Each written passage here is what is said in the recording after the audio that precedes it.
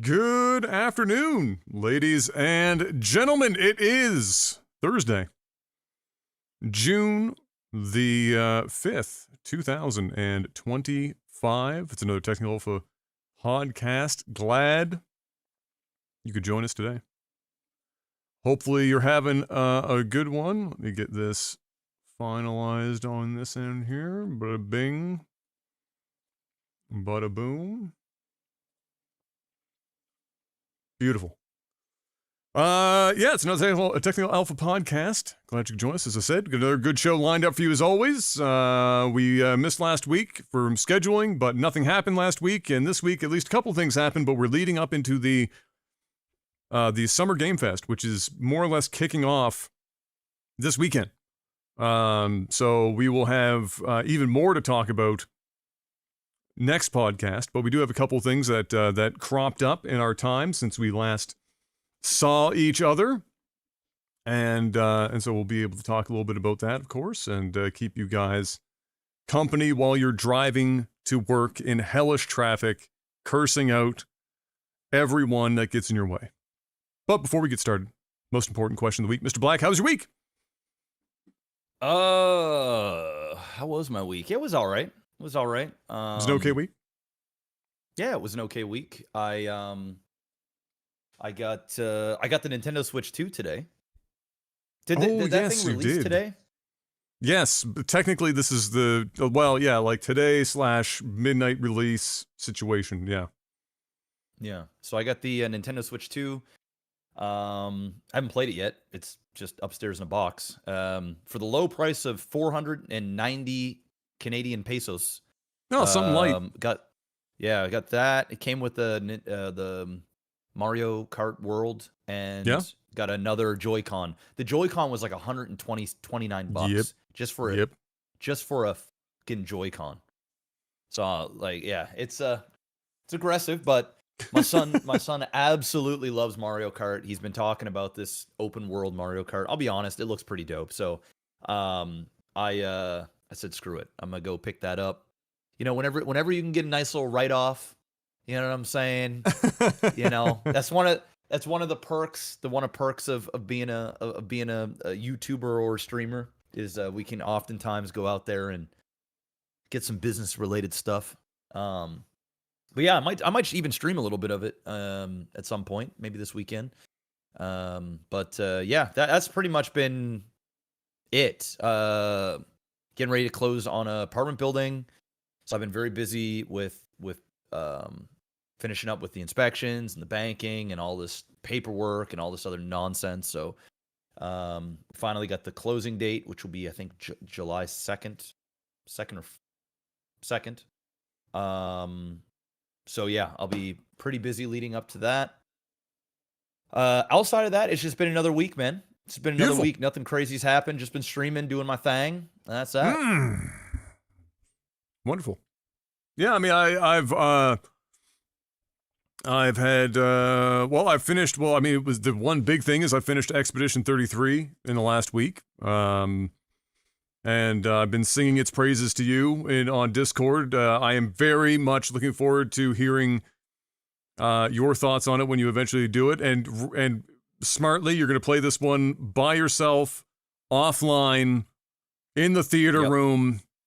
Yep. Just soak it all up and play it as a game. And I think that's the way to do it.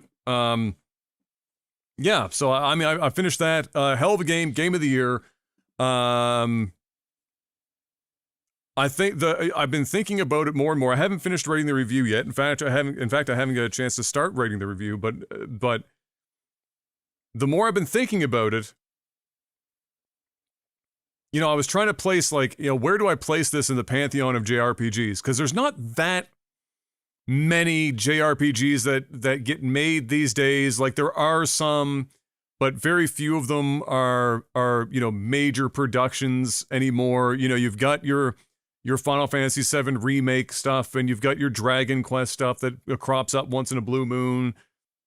There's the Xeno stuff as well, but like it's a very limited list because it's an expensive genre to make games in, and only so many developers have their hands on intellectual property and pedigree that would have a good enough chance at you making your money back on an investment like developing a JRPG. So the list is not huge. Yep. And so it makes Expedition 33's success even more impressive to me that this was like their first game. This is wholly unique. There is no borrowing anyone's, licensing IP. This is ground up, completely fresh. And so it was a big gamble for anyone to do that. And I also credit, I can't remember which publisher took them on eventually, but I also have to give credit to the publisher that saw that and said, yeah, go for it, and didn't get involved, didn't fuck around with it and try to get them to do some weird shit to, monetize it differently or come up with a bunch of different schemes or anything like that. They saw it, they said, yeah, this is good, go do that, and we'll help you publish this game. But I say all that to say, the more I've been thinking about it, the more I find it difficult to not place this game in the top 3 all-time JRPGs. And whenever I don't try to, once you hit top 3, then the question immediately becomes to my mind, because I'm having a conversation with myself, perfectly healthy, I swear. When you ask yourself, okay, if it's top 3, what's stopping it from being number 1? So if you're putting it in the top 3, which it has to be, basically, you would be insane to not put this in the top 3. The question becomes, why is it not the best JRPG ever made? And the best argument that I can come up with when I get down to that, like the brass tacks of the argument, is something that I alluded to a bit when I was talking to you about the game in Discord, was if I don't include the kind of prestige that comes with being that first group of revered JRPGs from the late 90s, early 2000s, like if I remove that prestige of being kind of a first to breakout market, major title situations, not to say that that's what makes them good games,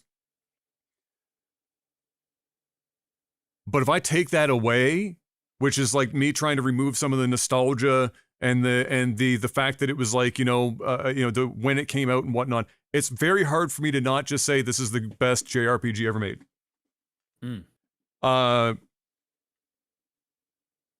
Certainly the writing, both dialogue and story, dwarf any Final Fantasy game ever written.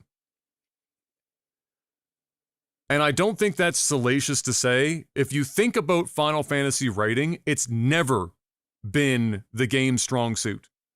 It's just been there. The stories are simple. They hit beats reasonably well. They tell a pretty simple story, but they are not written. They're not masterworks of writing. Like, let's just keep it a fucking buck here. They just never have been, if we're being honest with ourselves. And not very many JRPGs have been. Lost Odyssey, as a more recent one, was an improvement upon the kind of Final Fantasy formula of storytelling in JRPGs, and it was written better. If you especially take into consideration the short stories that were included in that game called The Thousand Years Dreams, which are kind of played out, literally short stories written by an award-winning writer. But like the core game itself, if you take those short stories out, because they're not really those short stories written by that writer, that's not the story of the game. It's like it's flavor text for the main character Kaim, which is wonderfully done. But the main story itself is not like some sort of crazy fucking thing. But it is better than most of the Final Fantasies. But this game is written fucking remarkably well. The hook is better. The consistency of the writing is better. The storytelling, how they develop the characters in the game, how they reveal major points and turns and everything else are all nailed. There's no weak anything in it. The comedic relief doesn't feel cheap or cheesy.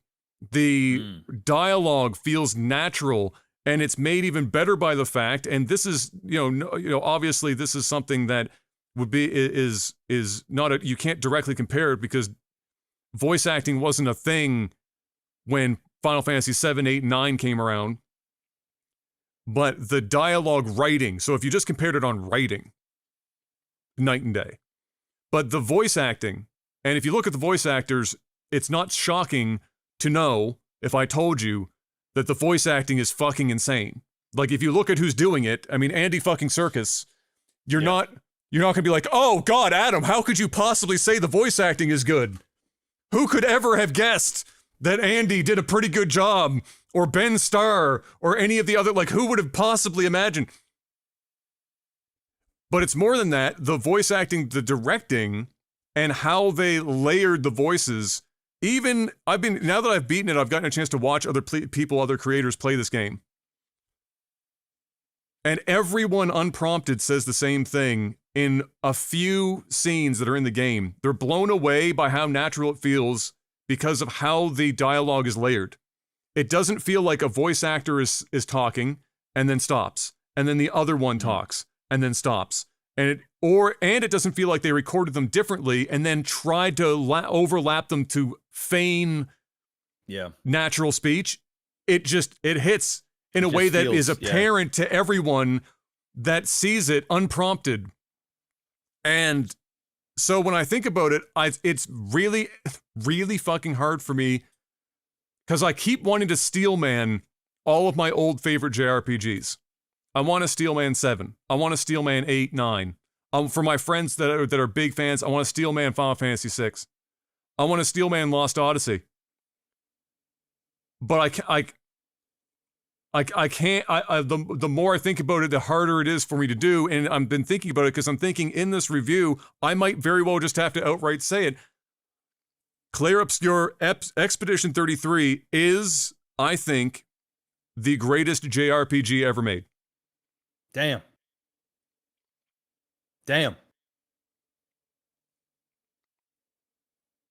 Okay. And as a whole, if you take like your love for a genre out, so if you're just looking at this game, and this is going to now, what I'm about to say now is what's going to, thankfully, only like 5 people listen to this podcast. But what I'm going to say now is would catch a bunch of fire for sure. But if you're looking at it from the outside in, and you're looking at the greater market of games that have come out since, let's say, 2015, I could easily make a case that this is the best game made in the last 10 years. If I look at every aspect of the game and tack it together, and then how they all come together, because some games, it's important to note, do everything really well. But then when it comes to bringing all of those individual excellent pieces together, it doesn't work. Like, they don't quite bring it home. They don't stick the landing. It's like trying to stick puzzle pieces that are all perfect, but when they come together, the puzzle pieces aren't fitting, and so the game doesn't hit quite right, even though it's visually stunning and everything is great, but the totality isn't there. This game has all of those individual pieces, and when it brings it together, it's even better than the sum of its parts. This game's already won awards for music. It's already in the pipeline for a movie.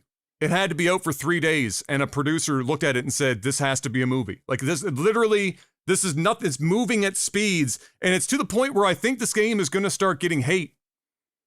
Because I think that it's going to get so much, people are going to be like, people just glazing this game, bro. Ain't no way it's this good. Impossible. I'm trying to tell you right now, this is the game that your favorite game from the last 10 years wishes it could be. And the best part about it is that this game is a stark reminder of what so much of the rest of the industry no longer is. This was a team of 30 people yes, they outsource. Obviously, everyone outsources because they're not an indie studio of 3 people in a basement. But it's the core team is not 600 people at 15 different studios that then outsource further to another 1,000 people so that when you get to the end of the game, the fucking credits go on for 5.5 goddamn hours. It was 30 people, almost all of them juniors or pulled straight out of fucking school. The composer was ripped off of fucking SoundCloud in an obscure backwards or backwater forum. The writer had never published any works up to this point and wasn't even originally called in to do the writing and ended up doing the writing. The difference is this game, somebody might say, what's the difference between this and like The Last of Us or some shit? Let me tell you something. This game has all the upside of high budget, even though they didn't spend that kind of money on it. High budget, AAA, with the music and the visuals and the art direction and all of that stuff, but with none of the pitfalls of the corporate hand in the cookie jar. This was made by people, and you can tell immediately, everyone that worked on this project, every person was 100% committed and had their fucking heart in the game at every stage of this game's development for 6 years. And that's what shows on the other side. You can feel that fucking shit when you're playing the game. You can see it in everything and hear it in everything. This game didn't spend like any money at all on advertising. Try to get on a timeline right now that isn't covered in Expedition 33. Good luck.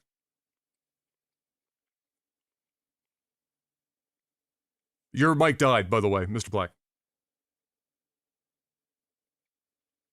I'm getting no audio from you right now. I read your lips, and I followed you. There we go. Welcome back. I accidentally switched the scene on OBS. So that'll do it.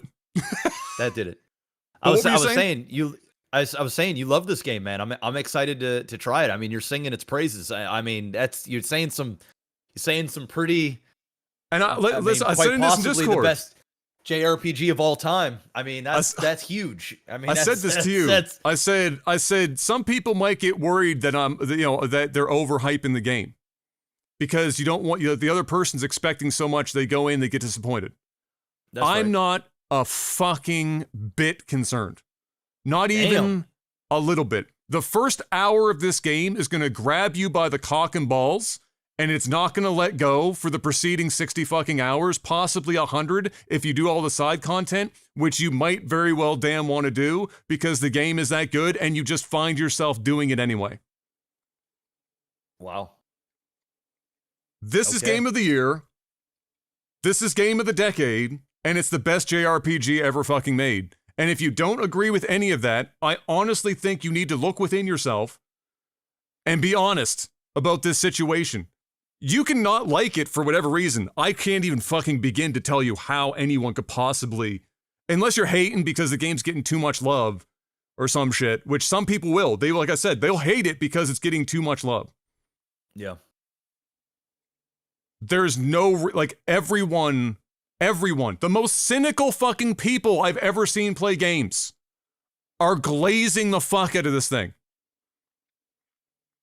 And people always say, Adam, you're always so cynical about games and being down. Well, listen to me you're now. Not this time. Yeah, you're not this time. So I'm excited. I'm excited. I'll that's gonna be on the bucket list for the summer for sure. I mean, it seems like a long game too. So because I'm only gonna be able to play it, here and there. So, if I can hammer out 3 to 5 hour time slots where I can just sit down and you absolutely can. This game is really, if you have an hour to 3 hours, the game is divvied up with very few exceptions that if you have an hour to 3 hours, it's all you need. You don't, This is not a game that demands, it auto saves frequently. It's not a game that requires excessive grinding at any point. In fact, you can do a no hit, you can do a no fucking damage run if you're a god. This is a game. The developer of this game has a YouTube channel where they did fucking Devil May Cry speedruns. Like, these are gamers making fucking video-ass games. Okay. I like games. And when this bitch wins Game of the Year, I am going to be screaming in this fucking room. I will be watching it, and they're going to do, when they do the live music, because they will, it will almost guaranteed be Alicia, the title of that song, will be what they do at the Game Awards. And it's going to fucking blow everyone's... You haven't heard... You've definitely heard it by now. If you've escaped it, I don't know how fuck... People aren't going to be able to handle this shit, bro. People are going to be crying in the audience. Ben Starr's going to be fucking crying. Shit's going to be crazy. I'm telling you, this is it. This is the... And again, I need everyone to understand this. This game wasn't even full price. Yeah, that's kind of crazy. They didn't even... And it's on Game Pass. And it's still sold, and you can't even make this shit up. 3.3 million copies by its 33rd day. Wow. On Game Pass. People are buying it just to support it. People are buying us playing on Game Pass going, hold up, we gotta let them cook. We can't let this go. We can't let this slide. We gotta keep these guys in the game. Crazy. And that's a JRPG. 3.3 schmil. On an unknown studio, on an unknown fucking intellectual property that's on Game Pass. You could play it on Game Pass, and they still sold that many copies. Wow. Anyway, I've said my piece. People already know I'm gonna write the review. Guess what the fucking review's gonna be? Oh, it's gonna be a 10 out of 10. It's gonna be I'll perfect. let you know right 5-star. now. It is the 6-star perfect review. It's just going to be, you're going to be watching that review just to see how I choose to glaze it. That's basically what you're going to be getting. The shit's going to come out looking like a fucking Krispy Kreme going through a goon factory. Shit's going to be real. Glazed from top to bottom. They ain't going to know what's up. And now for something completely different. PlayStation did their State of Play yesterday, Mr. Black. Okay. Shocking, I know, because it happened before the podcast. That never happens. And so we're going to take the small dub. It's going to give us something else to talk about here. So I'm just going to kind of go over what we saw at the State of Play, the highlights anyway of it, or what I think are the highlights. But again, I've got to be honest. I'm looking, this is fucked up, and I don't want to beat a dead horse. I am looking at games differently now that I've played 33. Damn. I'm looking at games going, I don't care anymore. This isn't good enough. This is just the same. Somebody had a great, one more analogy before I move on. Somebody had a great analogy. I can't remember who I heard say this shit. But we've been eating super mediocre, like just okay hospital food. Yep. For 10 or 15 years. And the thing is, if you've done nothing but eat that same hospital food for 15 years, eventually you start looking forward to certain aspects of that hospital food. You're like, oh, you know what? I wasn't about that Jell-O life, but goddamn, I can go for some Jell-O right now. And that stuffing, yeah, it's a little dry, but you know what? It tastes okay. It makes it taste a little better than it would have without that stuff. I can get behind it. The peas, a little mushy, but they're good. You forget. You get this fatigue where you're in it. It's all you know. And for some people between the ages of 10 and upwards of 20, this is all they know. They ain't never eaten anything but hospital food. Yep. And they think it's good because it's all they've ever eaten. Yep. And then one day, somebody says, let me show you something. And they take you out to a fine dining establishment, and your tongue tastes seasoning for the first time in 10, 15 years. And your brain melts because it can't process what the fuck is going on. And then once you've gotten over, it's euphoric. And you've gotten through 3 courses, dessert, the whole 9 yards, you come out the other side, and it's a religious experience. And then the next day you wake up and you go into the kitchen and it's hospital food. And yesterday that stuffing looked kind of okay, and those mushy peas were fine, and you were waiting for the Jell-O to hit, but you can't go back. Your eyes have been open. And the craziest part is, for people bald like me, this is what I used to eat daily. This was my hospital food. And now, and that's not to take anything away from it, but now it's even better. Because it's not a big company like Blizzard. It's not a big company like Take-Two. It's not a big company like Bethesda. It's a handful of passionate motherfuckers like we're back in the 90s, where they got nothing but love and an idea in their fucking mind, and they put that shit out, and now people are eating, and they're going, oh my God. What the fuck have we been buying at twice the price for 10 years? It's going to change how you look at shit. So when I look at this list of games, and we're going to talk about it, I gotta be honest, I'm resident sleeper. This ain't it anymore. I ain't going back to hospital food. I can't do it. I just can't. It's changed the game.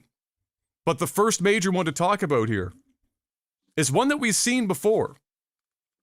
It's just been like 5 years since we've seen anything from it. It's called Pragmata. Very science fiction-y, kind of dark science fiction-y looking ass thing from Capcom. That's launching next year.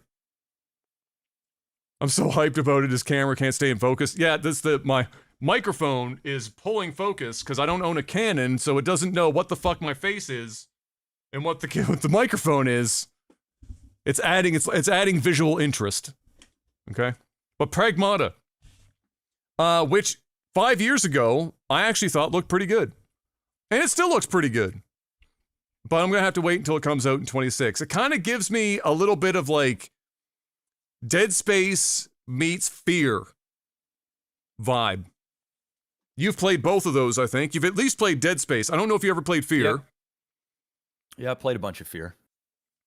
Fear, by the way, kind of fire. Not amazing, but like good. Solid games. It's kind of what it reminds me of. A little bit of column A, a little bit of column B. Dead Space in space. Yes, exactly. It's shocking. Romeo is a dead man.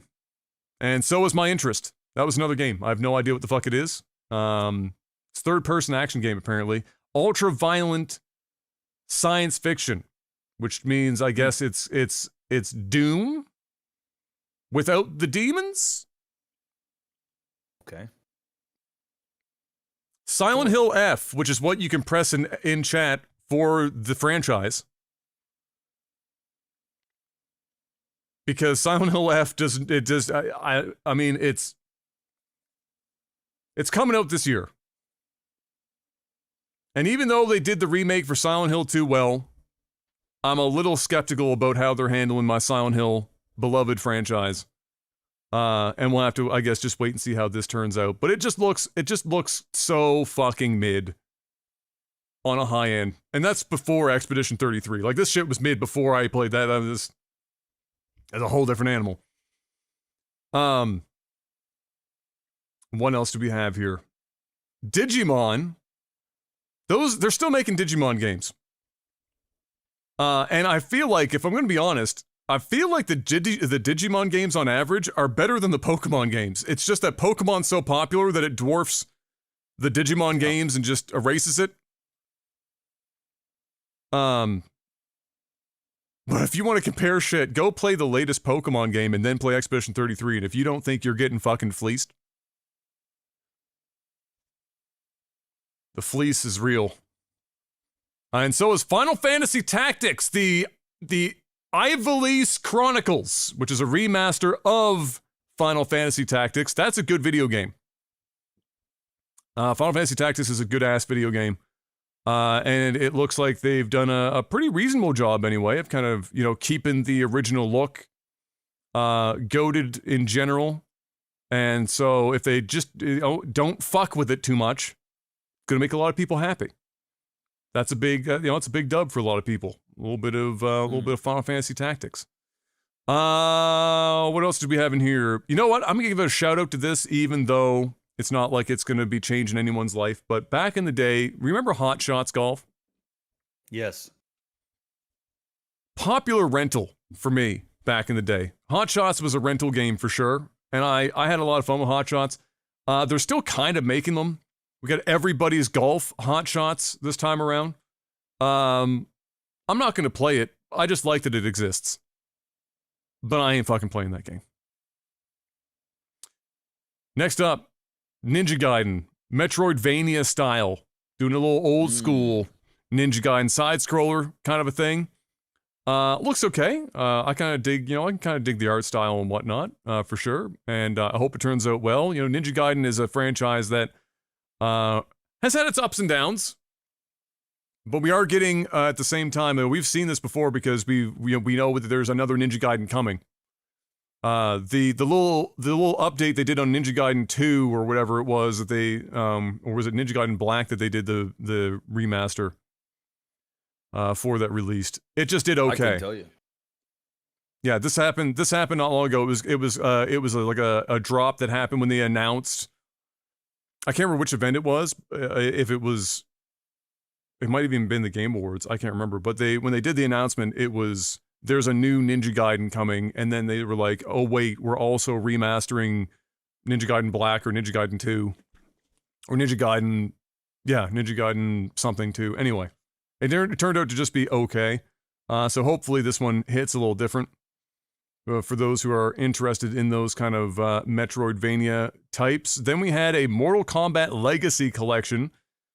This was kind of, precipitated into, I think, one of the major themes of this state of play was fighting games and PlayStation. So we had Mortal Kombat Legacy Collection, which Digital Eclipse and NetherRealm are partnering up to bring the arcade, console, and handheld versions, if you want to play fucking all of them, of multiple Mortal Kombat games. And that's coming out sometime this year. So if you're like a deep Mortal Kombat fan and you want to relive the handhelds for some reason, along others, the option will be there. And then immediately following that, as I was mentioning, this is kind of like the beginning of kind of a theme here.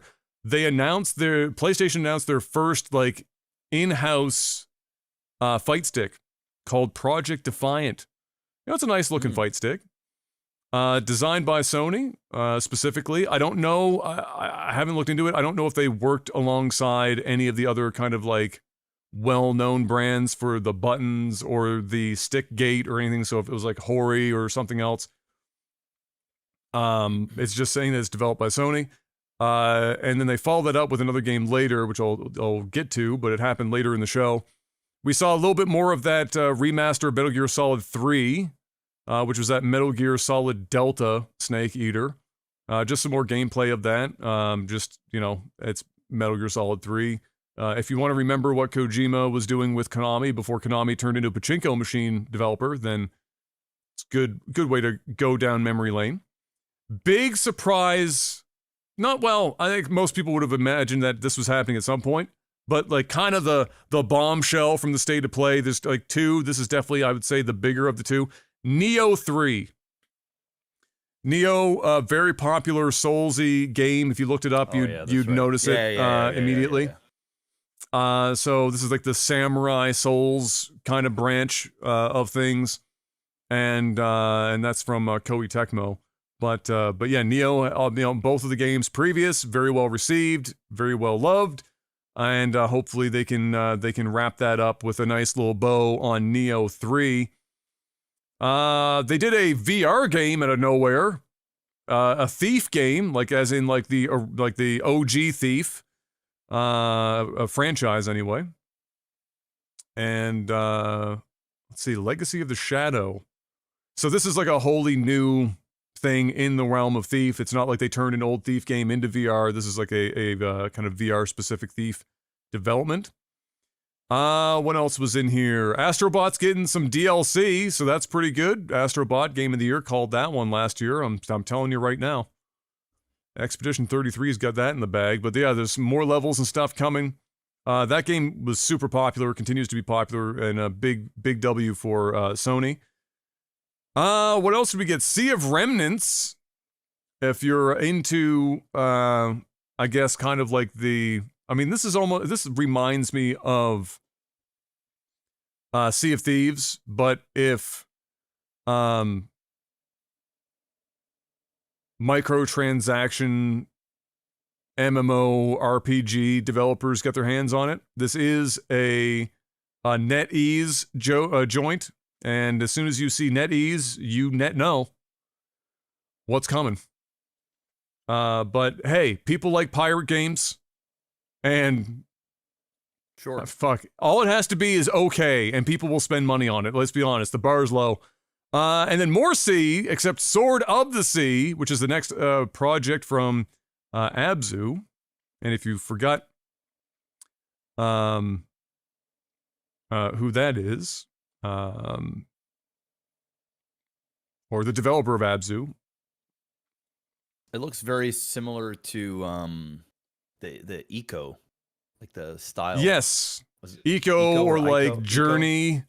Like Journey, the Journey is also they also this is the Giant Squid Studios. It would look like Journey because I believe Giant Squid is who made Journey. It's been a hot minute since I've looked at that, so I can't remember, but that would stand to reason.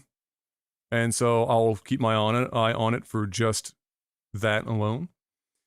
Let's see. Then we're getting down to it. Oh, this was also kind of interesting to see. So we saw the leaks for this and we talked about it briefly, but IO Interactive, who is the team behind the Hitman series, that they've done a really great job of turning that series around and making a lot of great games and content for Hitman, were put in charge of making the next 007 game. And we found that information out. Now we've seen some of it. It's called 007 First Light. It is a reimagining of the origin of James Bond. It's the youngest version of James Bond we've seen. He's, I think, 23 or 26 or something in this game. In fact, you start before he's even hired by whatever I can't remember what the agency name is. My brain is fucked right now. But long before he's even taken on. So when he's still like a dude he's like a fighter pilot or some shit, and then we see his progression in from there. MI6. That's right. And it looks pretty good. I mean, IO has been hitting some pretty great home runs with the Hitman series. So if anyone was going to do a great job with 007, I don't doubt that they'll be able to make a great game out of it as well. Then Ghost of Yote got more eyeballs, where more people that have never seen a pair of real breasts in their life get to complain about the fact that the main character is a woman instead of a man. It looks good, because the first one, Ghost of Tsushima, was a fucking amazing game. So I'm sure this one is also going to be pretty good. But lots of people still salty that it's not the same character or some shit. And last, to top off the fighting game kind of theme that they had going there towards the end, Marvel Toku Fighting Souls, or Toku. It's a brand new Marvel game, but it's not a Marvel versus Capcom. And I think this is a Sony exclusive, ? But more importantly, this is not being made by Capcom. Once again, this is not Marvel vs. Capcom. It's Arc System Works, who is another legendary fighting game developer. If I'm not mistaken, Arc is behind like BlazBlue and shit. Yes, and Guilty Gear, Dragon Ball FighterZ, BlazBlue, Guilty Gear, the Kill la Kill fighting game, the Persona 4 Arena Ultimax game. I mean, they are a prestige fighting game developer, and they're doing it in partnership with PlayStation Studios. So this was big, as far as the fighting game community was concerned. Lots of people were quite excited for it. That's a big, thing to see a Marvel game that is not tied also directly to Capcom in some way, shape, or form. And Sony seems to be, as you can tell, their own fight stick, the Mortal Kombat collection, their own, Marvel fighting game, partnering with Arc System Works. They're clearly trying to carve out a section again and making, I guess, PlayStation the home of fighting games. And I think that this is a pretty good, jump off point for them for that. I haven't seen a lot. I have seen some people, like the downside is that some people were saying that this looked like a fucking mobile game. I don't see that. I don't know why they would say that. Arc System Works makes fire art in all of their games, so I can't even imagine why anyone would think that it looks like a mobile game, but nevertheless, that was it. And I say it like that because, I mean, it's not that there wasn't some good stuff in here. It's just, nothing really jumps out at you as some sort of life-changing event, and sometimes that's just the way it goes. This is better than their last state of play. I think we can all fucking agree on that, because there was nothing really out of the last one. But in fairness to Sony, they are still, they're and will be for some time, digging themselves out of the hole that Jim Ryan put them in. With his whole, like, going all in on live service games, where he was just telling everyone. He even had Naughty Dog doing a Last of Us live service game. Like, this man was down in the trenches, ruining Sony's shit. So, this is just, they're still doing well, and I give them credit for them. Jim Ryan was attempting to be like the, oh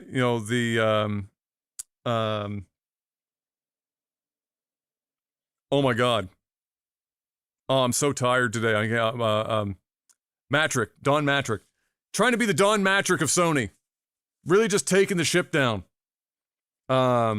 And yeah, not a lot of exclusives, which again, it is what it is. Exclusives now, you've got to be real certain about what you're doing. Games are too expensive to be fucking locking up for any period of time. You just can't do that shit. It's very, even if like, let's say you have PlayStation 5 sell 150 million consoles. And of that 150, 130 of them, 130 million are active and buying games to some degree. There's an attach rate to those 130 million.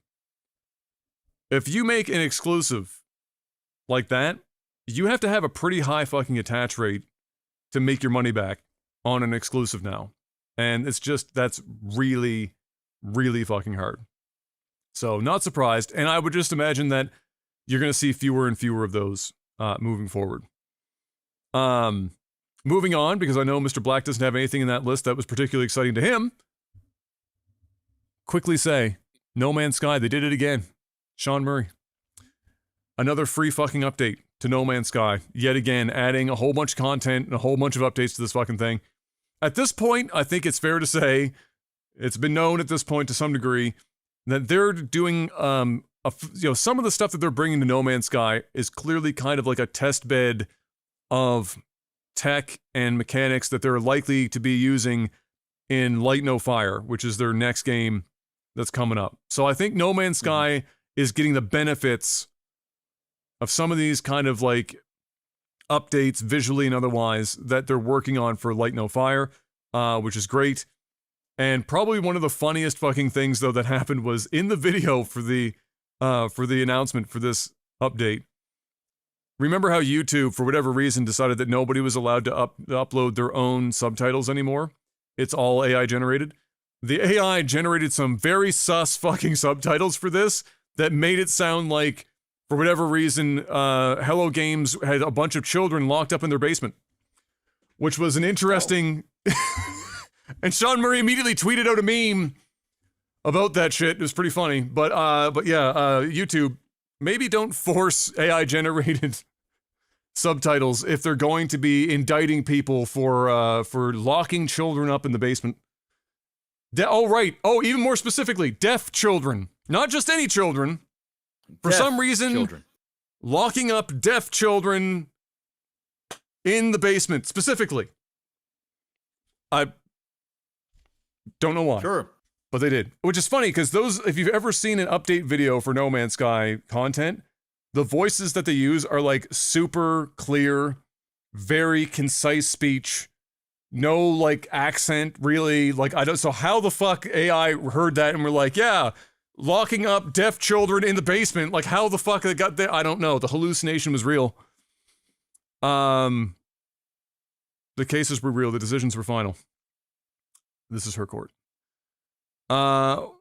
Speaking of hallucinations, people watched the Witcher 4 Unreal Engine 5 tech demo and thought that that's how the game was going to look, Mr. Black. Have you seen this thing yet? Have you seen this tech demo pop up on your feed or anything like that? Just go take a look. Just scroll through it a little bit while I'm giving a little chit chat. It's pretty easy to find. Unreal Engine 5 tech demo, Witcher 4. What I need everyone to do real quick is to remember one thing. Fuck Unreal Engine 5. That's step one. All right, we all agree? Fuck Unreal Engine 5. Fuck it. Step two. In the title, it says tech demo. That is a very important fucking piece of information that you need to remember. Tech demo. The odds of this game looking and running like that when it releases is not good. It's just not good. It looks sick. It looks awesome, though. Is it impossible? No. Is it highly unlikely? You fucking bet your ass. And I beg you to remember what the tech demos looked like for Cyberpunk 2077. Remember the Tomb Raider tech demo and stuff that they had? Was it the Yes. Tomb Raider one? No, it wasn't. No, but it looked like Tomb Raider. It was like when they were first showing off, like, I know which one you're talking about. The girl was like in a desert kind of like place and whatnot. They were showing off, that was like their nanite thing when they were first doing nanite, which was, their way of drawing highly detailed stuff out in front using the faster hard drives, the NVMe drives. But remember Cyberpunk 2077, and I'm not trying to pick on, Team Red here. All right? It's just coincident to some degree, but remember Cyberpunk 2077. That game, before it launched, when they were showing that shit off, looked absolutely fucking insane. And when that shit came out, it did not look insane. Well, it looked insane, but for the wrong reasons. Yes. Entirely wrong reasons. Especially on the consoles. The consoles, oh boy, that shit was yike. And it took them a long time to get that, to turn that around and get the game looking as it does now. And now with mods and everything else, obviously it looks like basically the trailers. The odds of a game looking like this are very slim. Can Unreal Engine 5 do this stuff? Yes. If a studio was given the time and had the people and the resources to dump into optimizing their game for Unreal Engine 5 in a feasible amount of time for the development of a game, is it possible? Yes. It's just really fucking unlikely. If it does, CD Projekt Red will have pulled off a miracle. They're talking about 60 FPS with ray tracing on a base PS5 looking like that. I'm sorry, I don't believe you.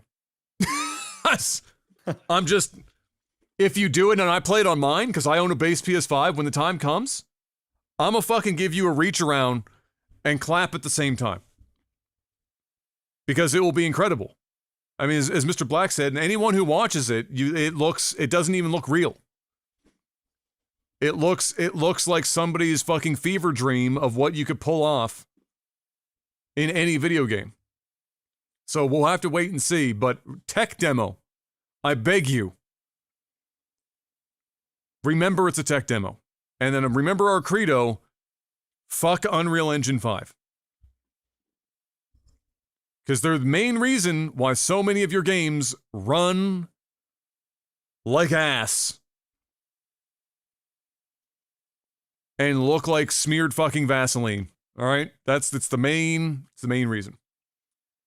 Speaking of smeared Vaseline and looking like ass, Mr. Black, Twitch is rolling out 1440p streams. I saw that. I tried to see it, but there were too many pixels. Yeah, what could possibly go wrong with that? Twitch has been making some questionable decisions as of late, but sure. And so when when Fox first told me I was streaming, he said, "Hey, you see this?" and sent me the thing, the little blog or whatever they did.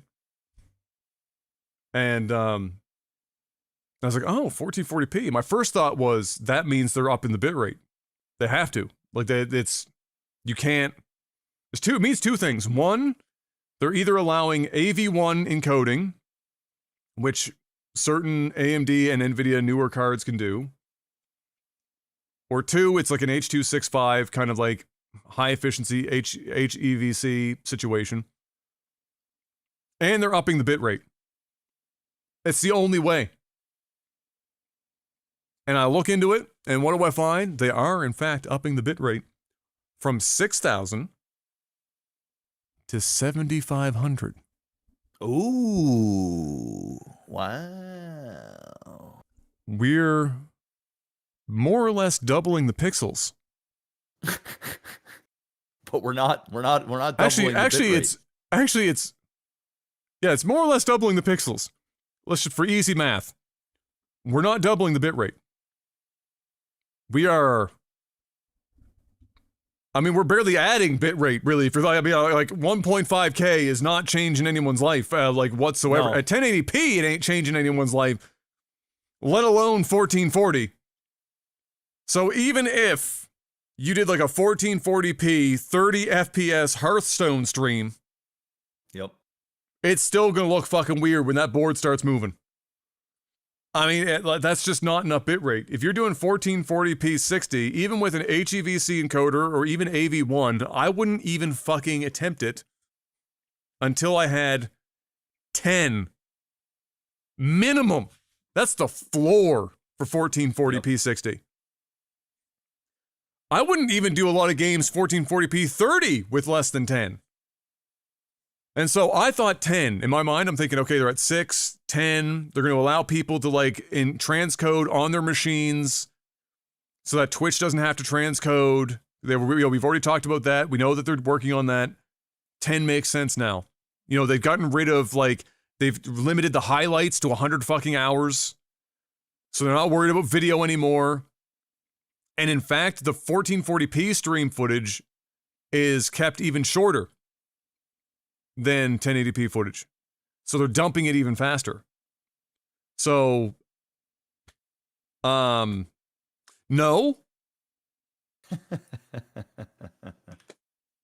No.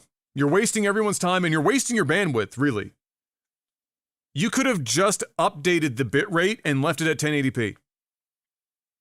1080p going from 6,000 to 7,500 will give you a noticeable increase in quality.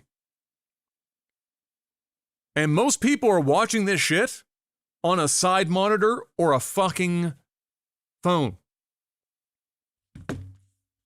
So 1440p is nice, but only if you can really get the most out of it, because otherwise you're wasting data. Like nobody, if you have good 1080p, you can watch it on a 4K fucking 65-inch TV and it will look good.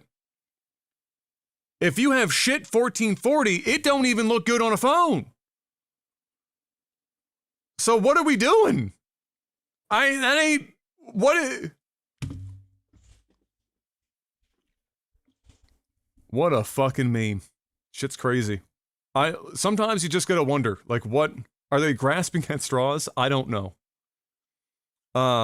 But I mean, just think about it. Like you said, they've been making some weird moves, but you just think about it, offloading transcoding to people, streamers. Trying to move to 1440, don't even really increase the bitrate. Still can't rewind streams. Like, if I had to choose an order of operations here, I would have already done the ad thing that they updated fucking 5 years ago. Like, that's that shit, that tech. That's not even new tech. That's just them dragging their heels. Then I'm working on increasing the bit rate to whatever I can get it to, but keeping 1080p. And then I'm immediately working on rewinding. I might even put rewinding ahead. Rewinding is one of the main things that people who advocate as viewers, True, why they would prefer to watch a stream on YouTube, even though the chat is worse on YouTube and the general like user experience is worse on YouTube holistically, you can drive better quality to YouTube because you can drive much higher bitrate. Even though I have the bandwidth to do more, YouTube starts complaining, my connection starts complaining around 22 megabit per second. So I can do 4K 60 and it looks pretty decent. But I can certainly do 1440 60 and it looks great.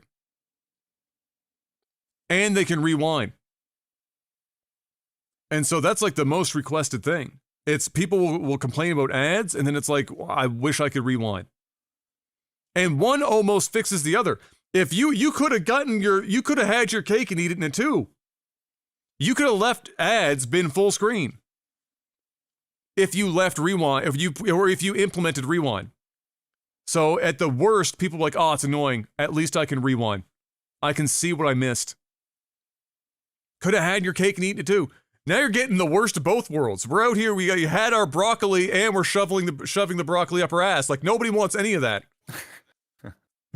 at no phase.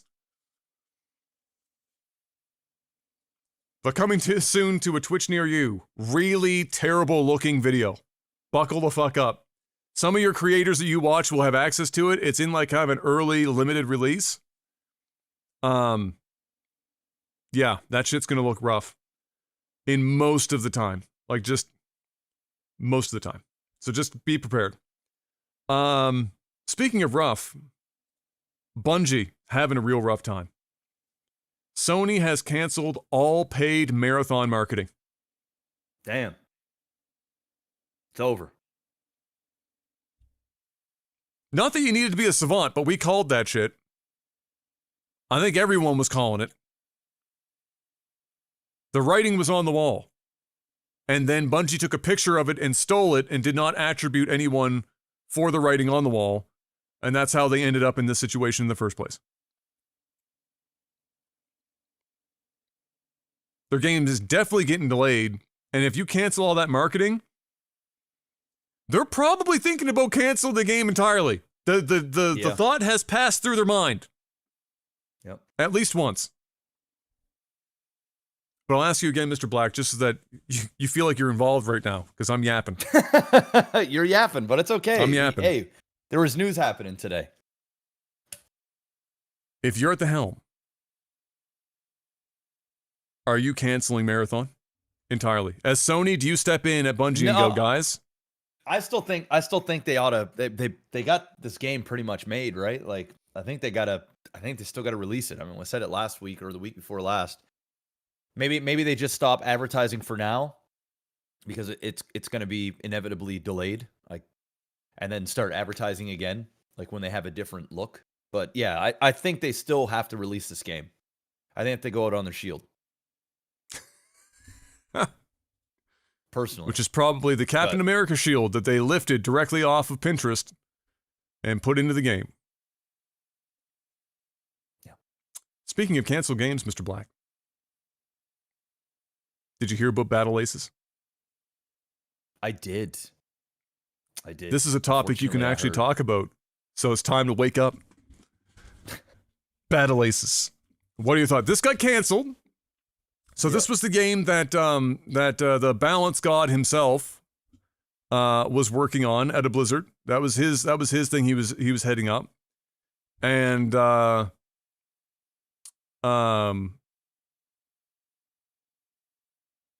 Tencent, who was the publisher for this, or would have been the publisher for this,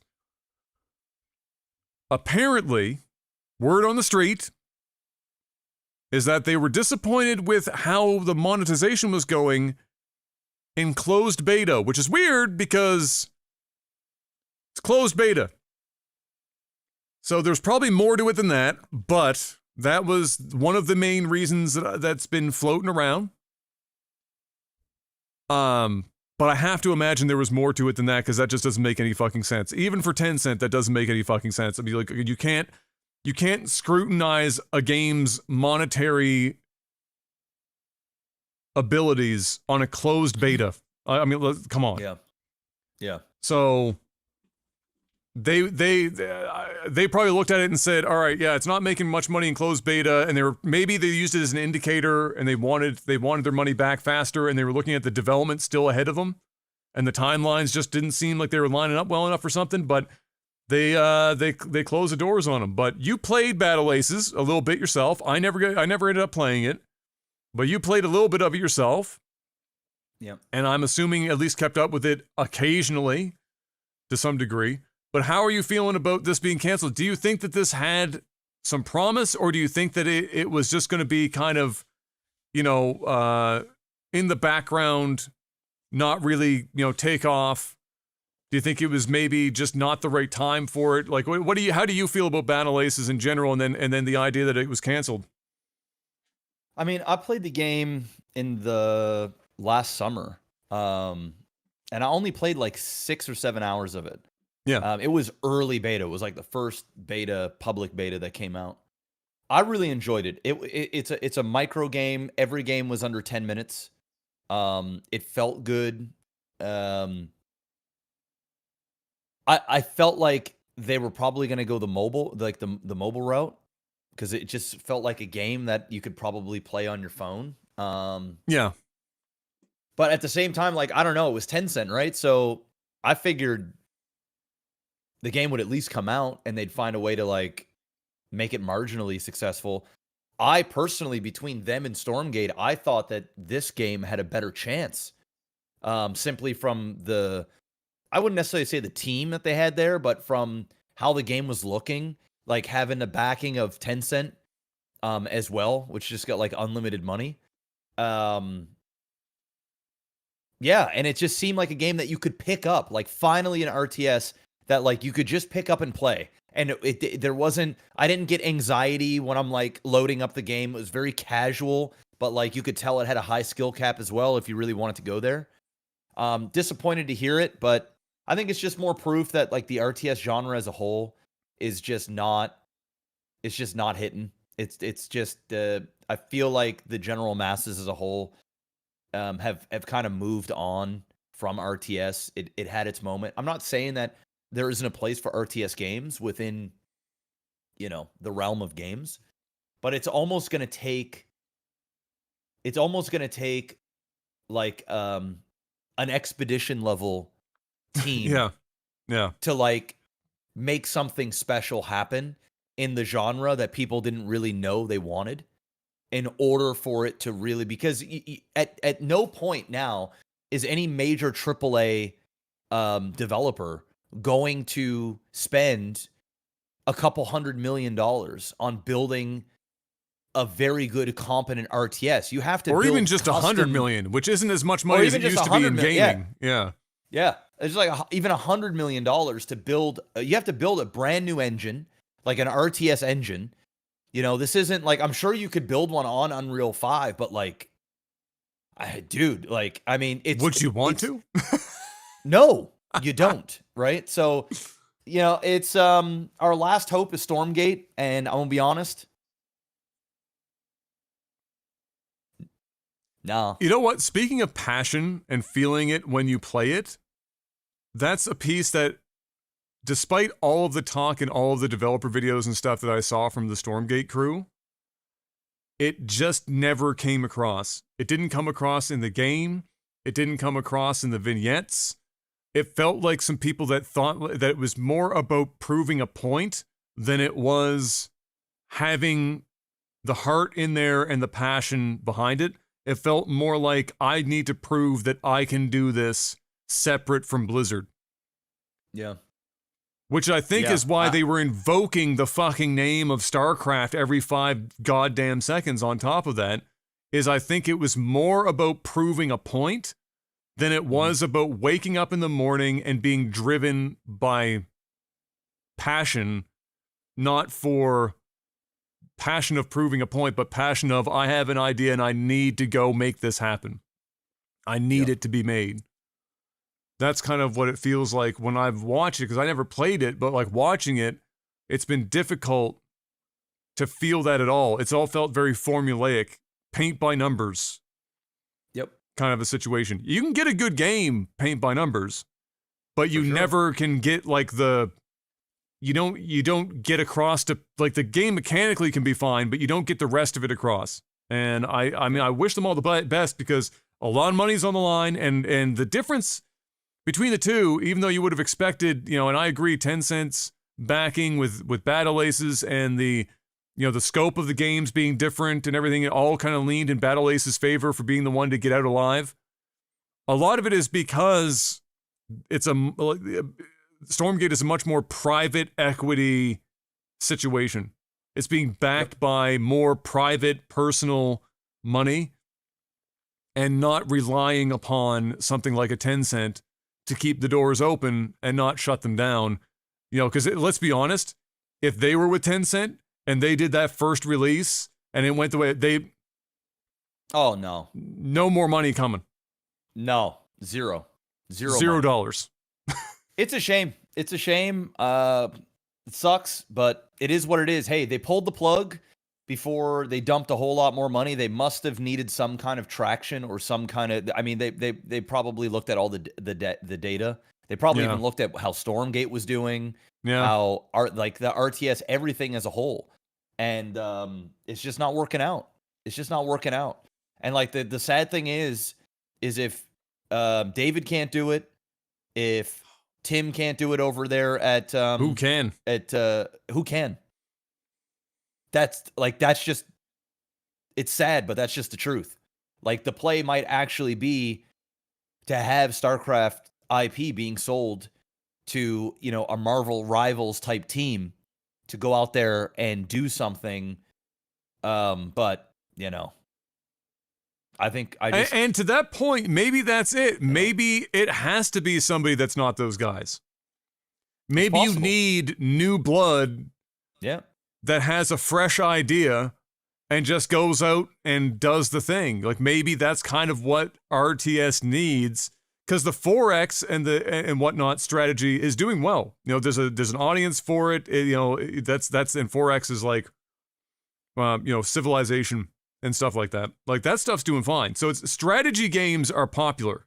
It's that RTS portion that is a harder nut to crack. And maybe it's because it just needs somebody that's not already in that comes along and says, I've got an idea, and just makes it happen. And thankfully, we're in a time, to some degree, in the market or in the industry, where that seems to be more and more of a thing that happens. People are like leaving major companies. They're starting up their own little studio. They're willing to take the risk. They're willing to go out and do the thing. And so maybe that's what eventually happens. But I agree, when we talked about that before, when they were, the idea that they were shopping around StarCraft to other developers. Does anyone have an idea? I agree. Maybe that is the way that they have to go with it, there to leave behind. But what is working, Mr. Black? What? Selling out for our sponsors, for the folks at home.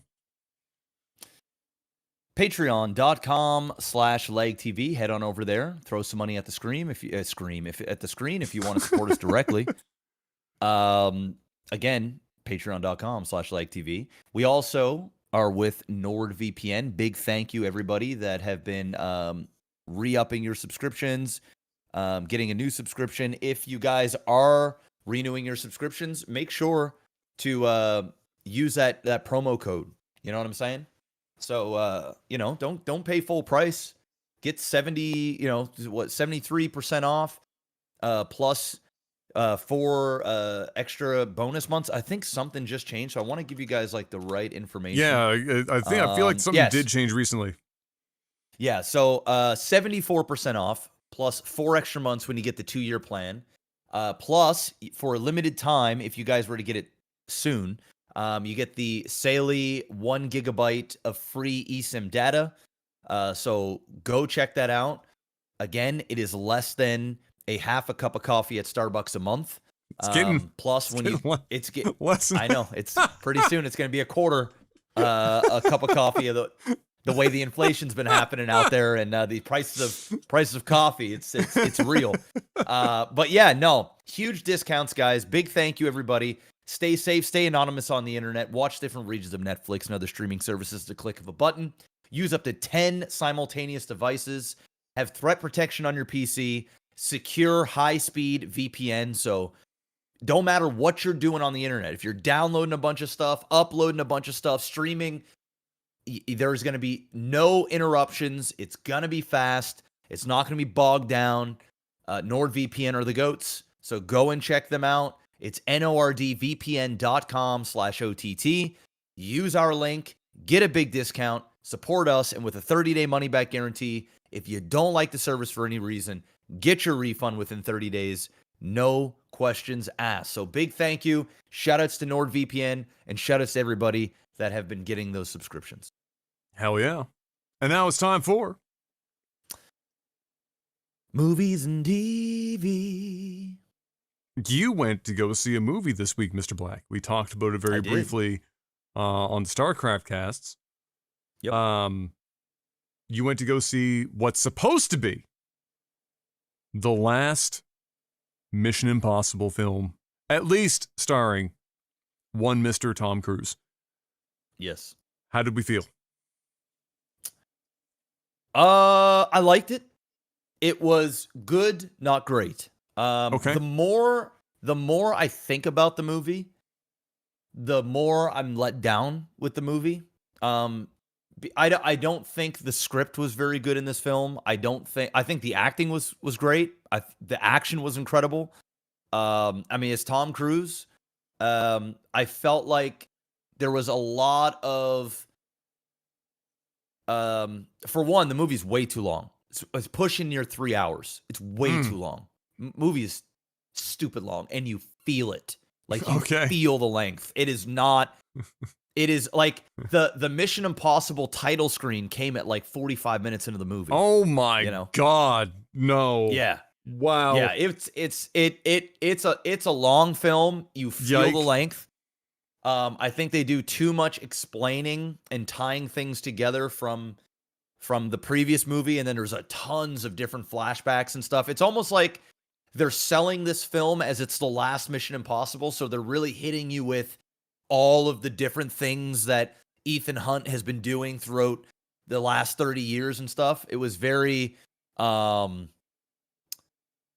it was just too much. And one, there's two major there's two major stunts. There's one in a submarine, and this ain't no spoilers. Like, it's all over the posters and everything. There's a submarine thing, and then there's a plane sequence. I thought the plane sequence was incredible. I thought it was like, oh my God, this shit is fire. The submarine scene, I thought also was very fire, but we ventured into Fast and Furious levels of this is quite literally impossible. Like, to the point where it's like, dude, you're not a superhero, right? Like, you're still a human, Ethan Hunt. You don't have some sort of serum in your body. And like, you're old Ethan Hunt. Like, this ain't even young. Old. This ain't young Ethan Hunt. You're old ass Ethan Hunt. And I mean, there is that whole sequence, although was fire, the way that sequence wrapped up, I was like, nah. It took me out of the movie. Like, I'm like, no, there's no shot, right? So, but again, that whole sequence, there's no dialogue, and it's intense as fuck. Like, I mean, you're feeling it. In several times, like, in the movie, I actually said shit out loud, like, oh God, like, I actually caught myself in the theater saying shit, like, you know, and I was like, oh, you know what I mean? Like, I'm doing these, I'm into it. Like, the thing is like, the movie's captured me. I'm here. You've got me. But like, you've now, like, you've almost ruined all of what you've achieved by making it so ridiculous that like I'm like, man, it could have been damn near a perfect thing. You just didn't tie the sequence up the way in a realistic manner. That's all I'm gonna say. Okay. I said this on the StarCraft cast. I'll say it here. It felt like a Metal Gear Solid movie. Like it felt the way it was filmed, the dialogue, the way they cut it. There were some really awesome fight sequences where I won't give any spoilers, but there are some awesome fight sequences where Ethan Hunt and his team are all in different places, but they're all working towards the same goal. And there's several fight scenes happening at the same time, and they did a really cool thing where they're editing it in a way where somebody's getting slammed, and then it cuts to the other fight sequence where somebody's being slammed, and it's almost continuing. Oh, okay. They're using it as a cut. They did it. Yeah, okay. Yeah, they're using it as a cut, but it's also a cut with the same type of moves. Yeah. So it just looks like they're continuing. Yeah, it's very slick, like what they did in certain. Like I was like, that is cool. Like I've seen a lot of different things in movies, and it's not like it hasn't been done before, but it was done really in a way that it was very, very smooth, man. It was like very well choreographed. Like the editors really showed up. Like it was like, damn, these guys are really, hitting. And of course, it's like filmed on IMAX cameras for the majority of this movie. It looked fucking awesome, right? Like big, everything is big, wide camera. Like you see everything that's going on. The fight sequences were very intense. The hand-to-hand combat was good. Listen, I'm singing its praises. It's just the script.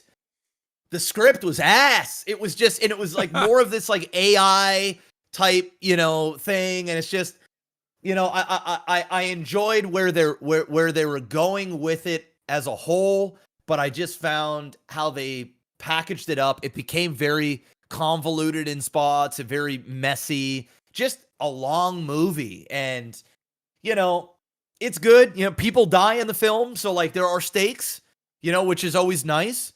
But at the same time, I don't know. I thought the villain was kind of ass. Again, it was the same guy from the last one. I'm not a huge fan. I don't know. I don't know. The more I think, I gave it an 8, a 7.5 or an 8. If I'm being honest, it's a 7. Okay. It's just a 7. It sounds like a 7. Like if I listen to all that, if you didn't like append everything that you just started with what you just did, it sounds like a high, 8.5. But then you bring it back down to earth with, because you can have all that good stuff, but you drag the bitch on for nearly 3 hours, and then the script doesn't back it up, and the villain's kind of fucking wishy-washy, and that undoes a lot of goodwill real quick. Because if the movie has you, the worst thing that it can do is lose you by just going on too fucking long. Because that's what it is. It dragged. Now I will say the last 45 minutes to an hour of this film, fantastic. I mean, it was. So just, it stuck the landing at least. They stuck the landing for sure. It was the middle part where I was like, man, and then and it's one of those things where I looked at my watch like 5 times. I'm like, dude. Holy fuck, this thing is still going. It's still going. But yeah, no, I think it's worth a watch. I think it's worth a watch on IMAX. If you're going to go watch it in a regular theater, I mean, I'd probably wait for it to hit streaming, to be honest. Yeah. Like I personally enjoyed the first part to this film more than the second one. But then there were stunts and sequences in this that were way better than the last film. So, it was a trade-off. It just wasn't firing on all cylinders. They could have just scrapped a good 20 minutes off this movie. It did and not. It probably wouldn't have changed a thing. Yeah, it didn't. No. I think like couple of less sequences, cut them shit, just tighten the movie up. But it's action-packed. I mean, if you like Tom Cruise, you like action, you're not going to be satisfied. If you're looking for, a great script and well thought out plot, you're not getting it in this movie. It ain't it. It just ain't it. It's just not it. Other than But, that, yeah. do you see anything else? You watching anything else? No, haven't seen or watched any other stuff really. So, yeah. Yeah, we've been Finished. we watched we just got time to watch a little bit more of we've been watching what's it called? Mobland, which is the Pierce Brosnan, Helen Mirren, and Tom Hardy. Yep. That I hear that. I joint. hear that show's fire. I hear it show's fire. I don't know about fire. It's good. It's sometimes even great, but fire is probably pushing it. You can see that they had aspirations, and there's some very clear inspiration from other popular shows, not just within this genre, but other genres in general. But it never meets those aspirations. It gets close sometimes, but you know, when you really, you know, you sometimes you just got to go for it. But when you set those expectations up, you're leaving yourself open for a lot of your viewers up for a lot of disappointment if you don't hit those marks. And and it falls victim to that a little bit for sure. Like, you can see that this is, if I had to say like what the inspiration was for this, this is like, there's a little True Detective in here. There's a little Game of Thrones in here. Okay. One might argue there's a smidgen of Breaking Bad. Okay. As far as what it's aspiring to do the most, I would say that it's, well, you know what? I haven't seen it, but I bet you this is also aspiring a bit to be, just based on what I've heard about the show, because I never got a chance to watch it. What was it called? Succession? Yep. Oh, Succession's fire. So I can't believe you haven't watched that. You fucking love that show, bro. You'll love that show. That I would say that's probably like Succession, number one aspiration, then like a little True Detective, Game of Thrones, Breaking Bad, and it never quite reaches any of those the things in which it aspires to reach. The bar is never quite hit. And its biggest downfall, honestly, is, without spoiling anything, there is a singular character in which every time, and this is not like this has like 15 fucking seasons, right? Like, this is not like this long-standing thing. There's like one character that they don't even necessarily present as a main character, definitely like a close to main, but more of a supporting role. And it feels like every plot device, every time the writers sat down and said, we need something to happen to move this story in a certain direction, to hit the next beat, the answer every time was use this one specific character.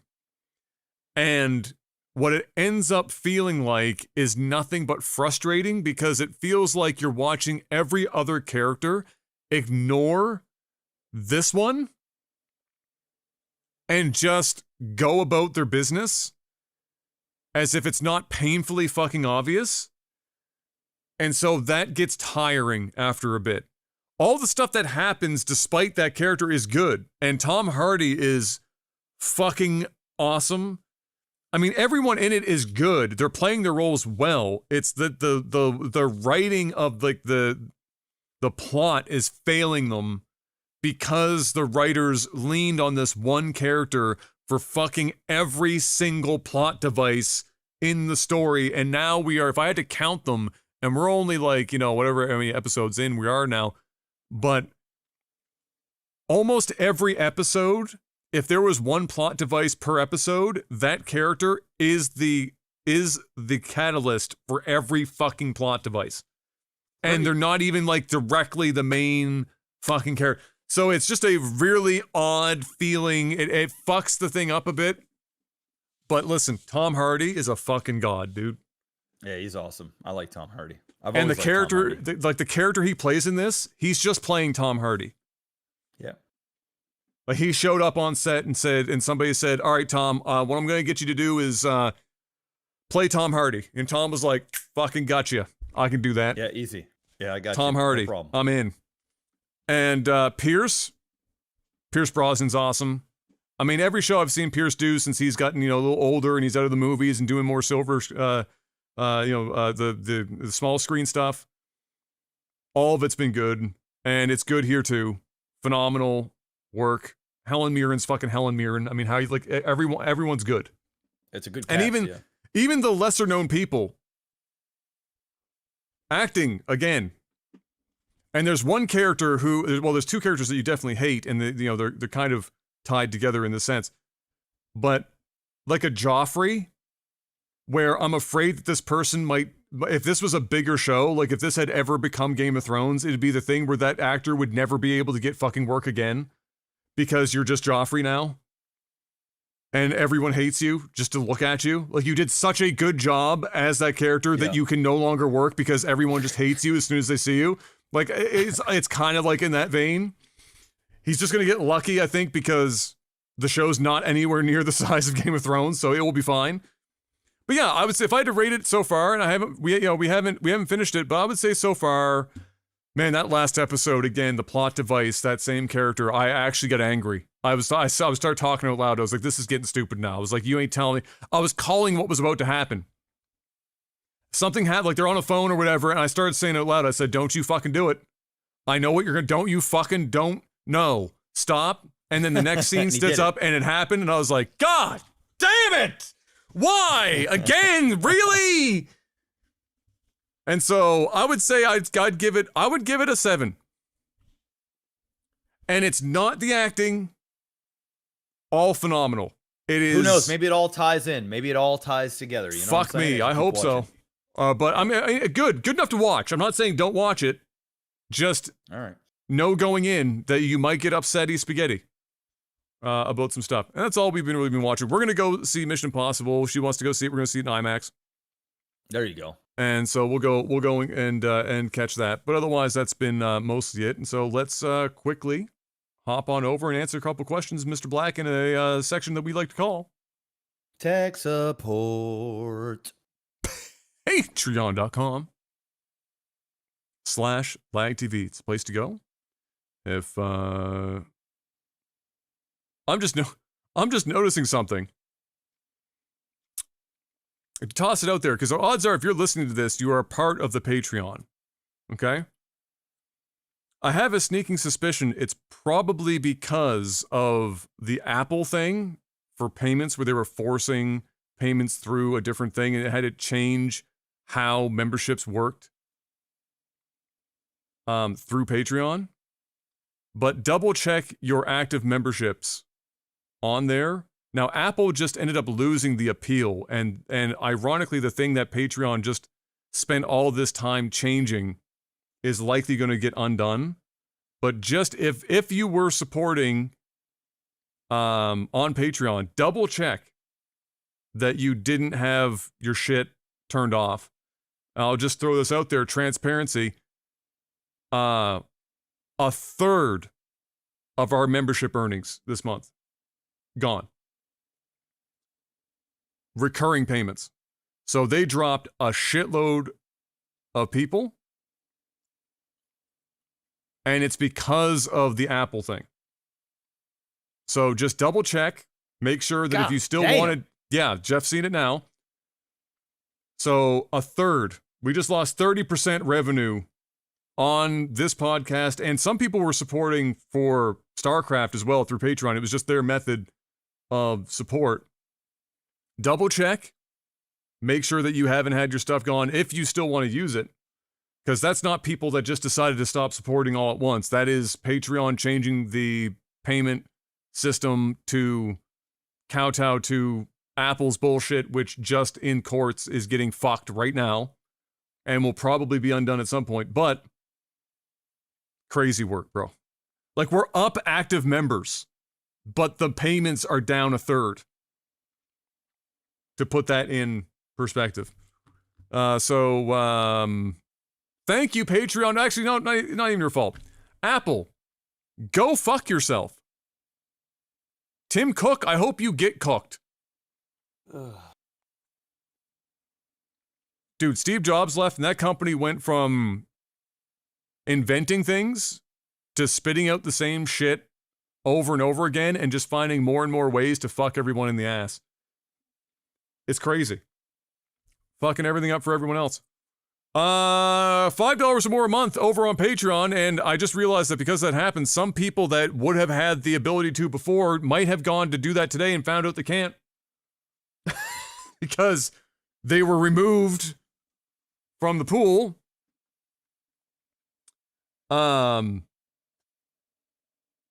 We do have some questions, so that's good. Some people were still able to get in. But $5 more a month gets you a couple perks. Chiefly, you can ask us questions on a post I put up before the podcast called Tech Support. We give you the answers to the questions you seek. You just have to get in that $5 or more, and then when I post that up before the podcast, post your question in the comment section, and then we'll give you the answers in the time that we have. First up, Jubinator, you must pick one game to stream for the rest of your career. You are guaranteed $500,000 a year from it, any game you want. Which game do you pick? So this is guaranteed money. So this question becomes, what game do you want to play every day of your life for $500,000 a year? Is really what that comes down to. Because it's guaranteed money. Is there a length in which I have to play the game? Rest of your career. One game only. $500K a year. Am I allowed to pick Grand Theft Auto 6? Yeah, I mean, it's coming. It's close enough. Yeah, I mean, I'm going to go GTA 6. I mean, because I feel like the game's going to be massive. It's a huge online game. They're going to have support for at least probably the next 15 years. Even beyond that, it's probably still going to be relevant. I mean, rest of your life is a long time, though. But I mean, I don't want to play anything competitive, you know, because if you're guaranteed $500K, the burnout real. The burnout is so real, you know. Yeah. Unless if I pick StarCraft, like StarCraft 2, but I don't actually have to grind it for 8-10 hours a day. Like if I only had to play like 3 to 5 hours, then I'd probably let's say 6 hours a day. 6 hours a day. Because I would say for both of us, on average, if you averaged it out, unless we're on a real heater, we're probably averaging around 6 hours a stream. So let's say 6 hours a time. Unless we're on a grind mode.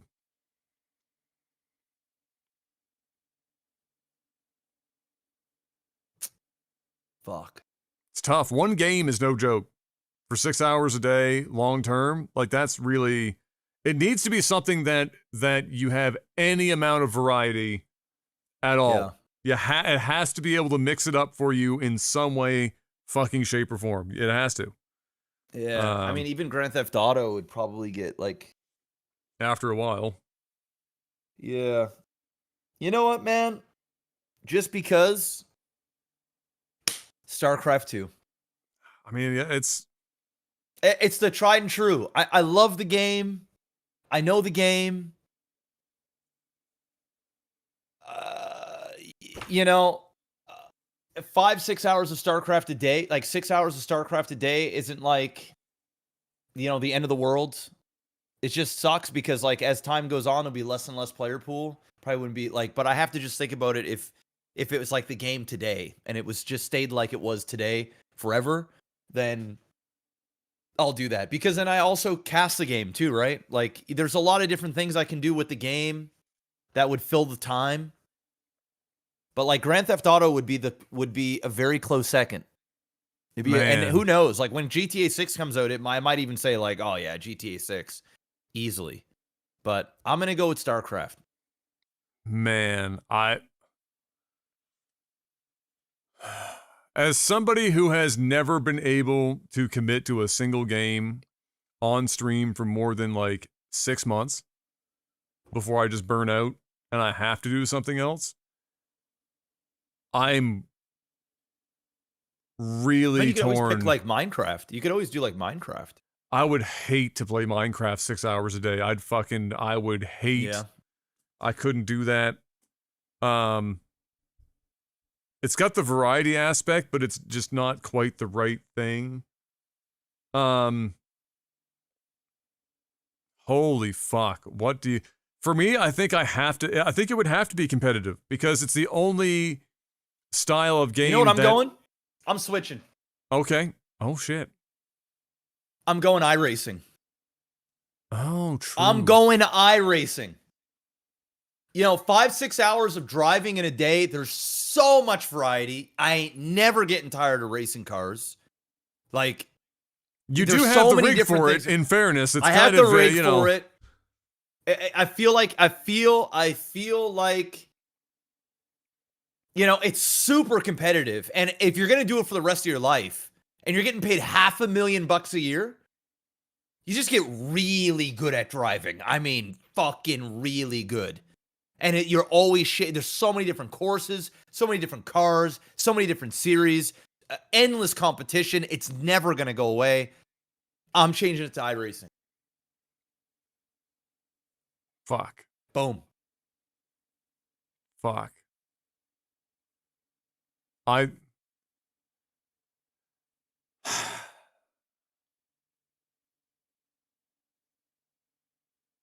You know what? I'm going to surprise people.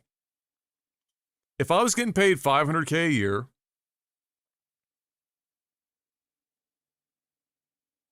which means I don't have to care about money in general, I would do StarCraft 2.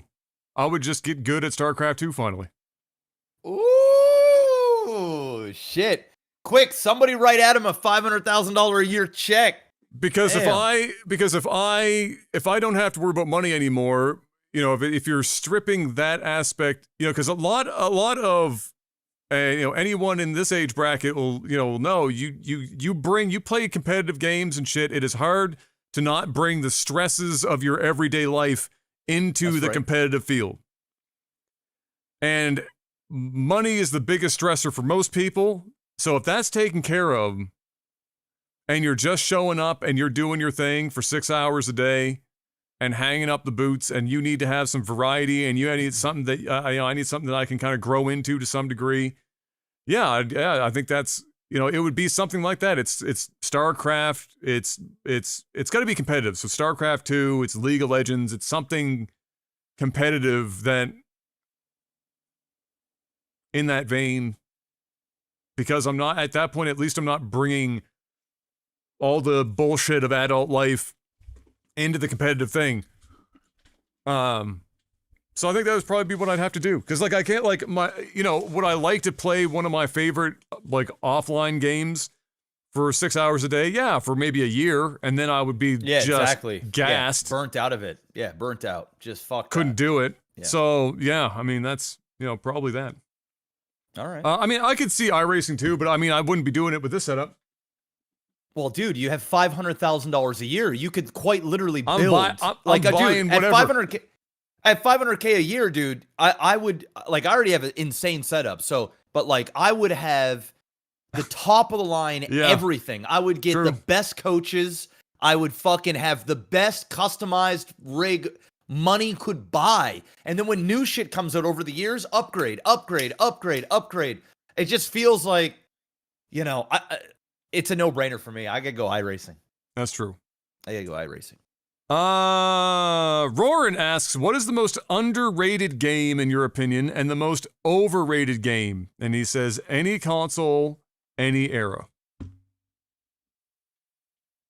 Well, underrated and overrated. I feel like it has to be a game for me that I've played in order for me to have an opinion. Right? It helps. I don't think anyone's gonna hold a grudge against you if you step outside of that a bit, but it helps. That's the case.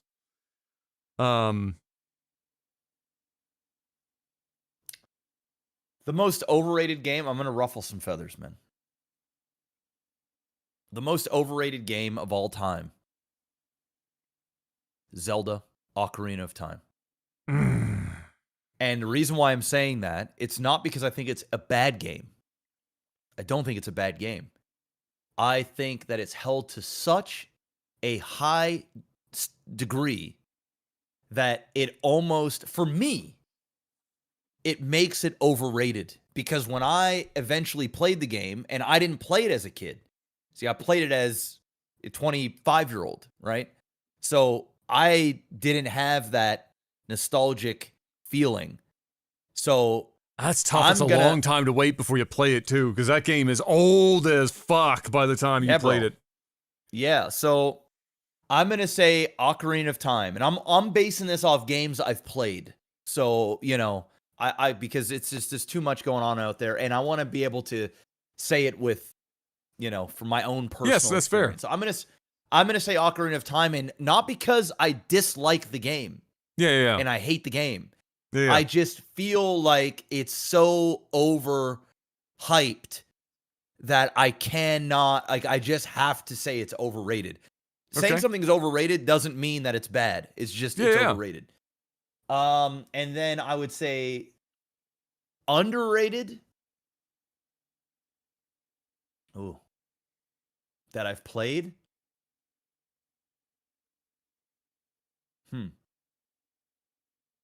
While you think about that, I'm going to drop some truth bombs on chat right now, okay? I'm going to drop some truth. I'm going to give you a couple.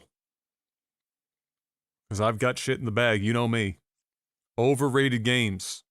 I'm going to hit you with two that will be the almost guaranteed same fan base. And these people are almost as bad as Swifties. Okay? Undertale and Nier Automata. Those two fucking games. Holy fuck. Insane levels of overrated. Beyond belief. Beyond belief. A third one, and this one not going to surprise anyone, Final Fantasy VII Remake is like the ultra fucking rose-tinted glasses glaze I've ever fucking witnessed in all my days. Just insane. Another one, Grand Theft Auto 4. Oh. Gonna keep it a buck. Nico, cousin, let's go bowling. How about no? How about we don't go bowling?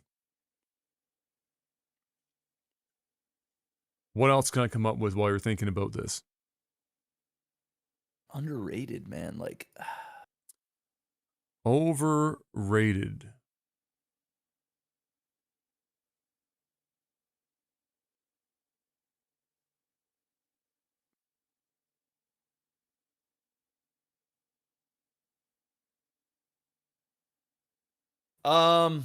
Breath of the Wild. This is tough. Ooh. Breath of the Wild. And Tears of the Kingdom. I did not like Breath of the Wild. Both overrated. Yeah. I did not like that. Well, what's underrated? Underrated? Legend of Dragoon. Legend of Dragoon is the most that I can think of underrated game that I have played. It was rated critically 6.7 on GameSpot when it came out. 6.7. And most people never played it because it came out right at the end of the console's life. And then people were moving on. I'm going to say Legend of Dragoon's on my short list. What else is underrated? Let me think. I can probably come up with some other shit that's underrated. Yeah, see, like a lot of the games that I like are actually rated pretty highly, which is tough.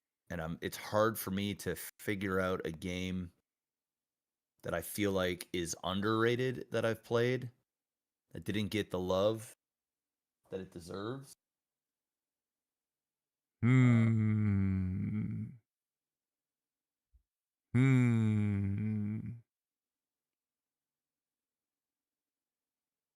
I actually don't know. Underrated. What else is underrated? I hated Mario 2 though. Mario 2 is ass. Fucking hated that.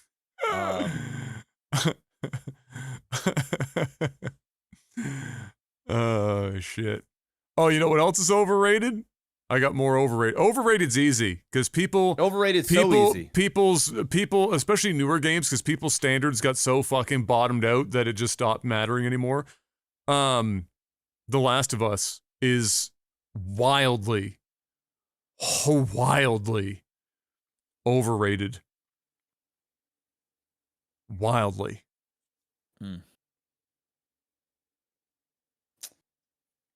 Yeah. I mean, underrated. I just don't know. I mean, you know, I think StarCraft is underrated. I think it's just an amazing game that just deserves a lot more love.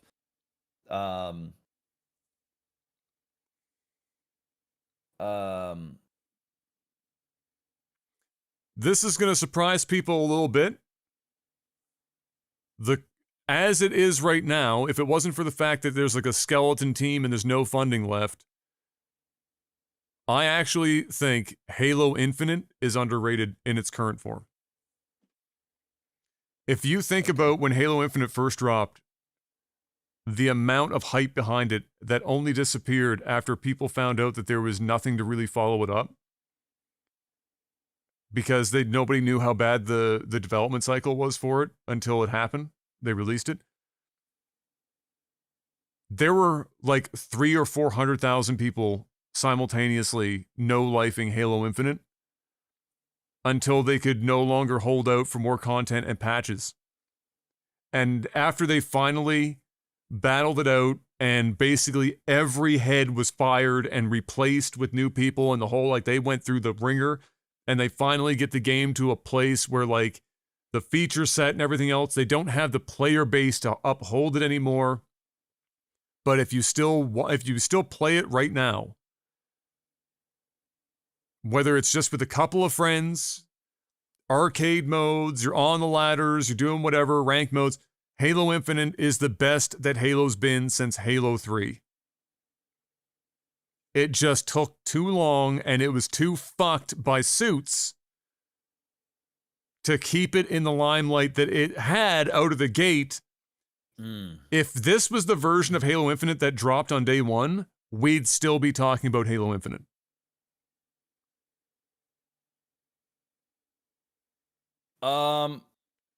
You know, I'm going to go, my underrated game that I'm also going to pick, I'm going to go with Mirror's Edge.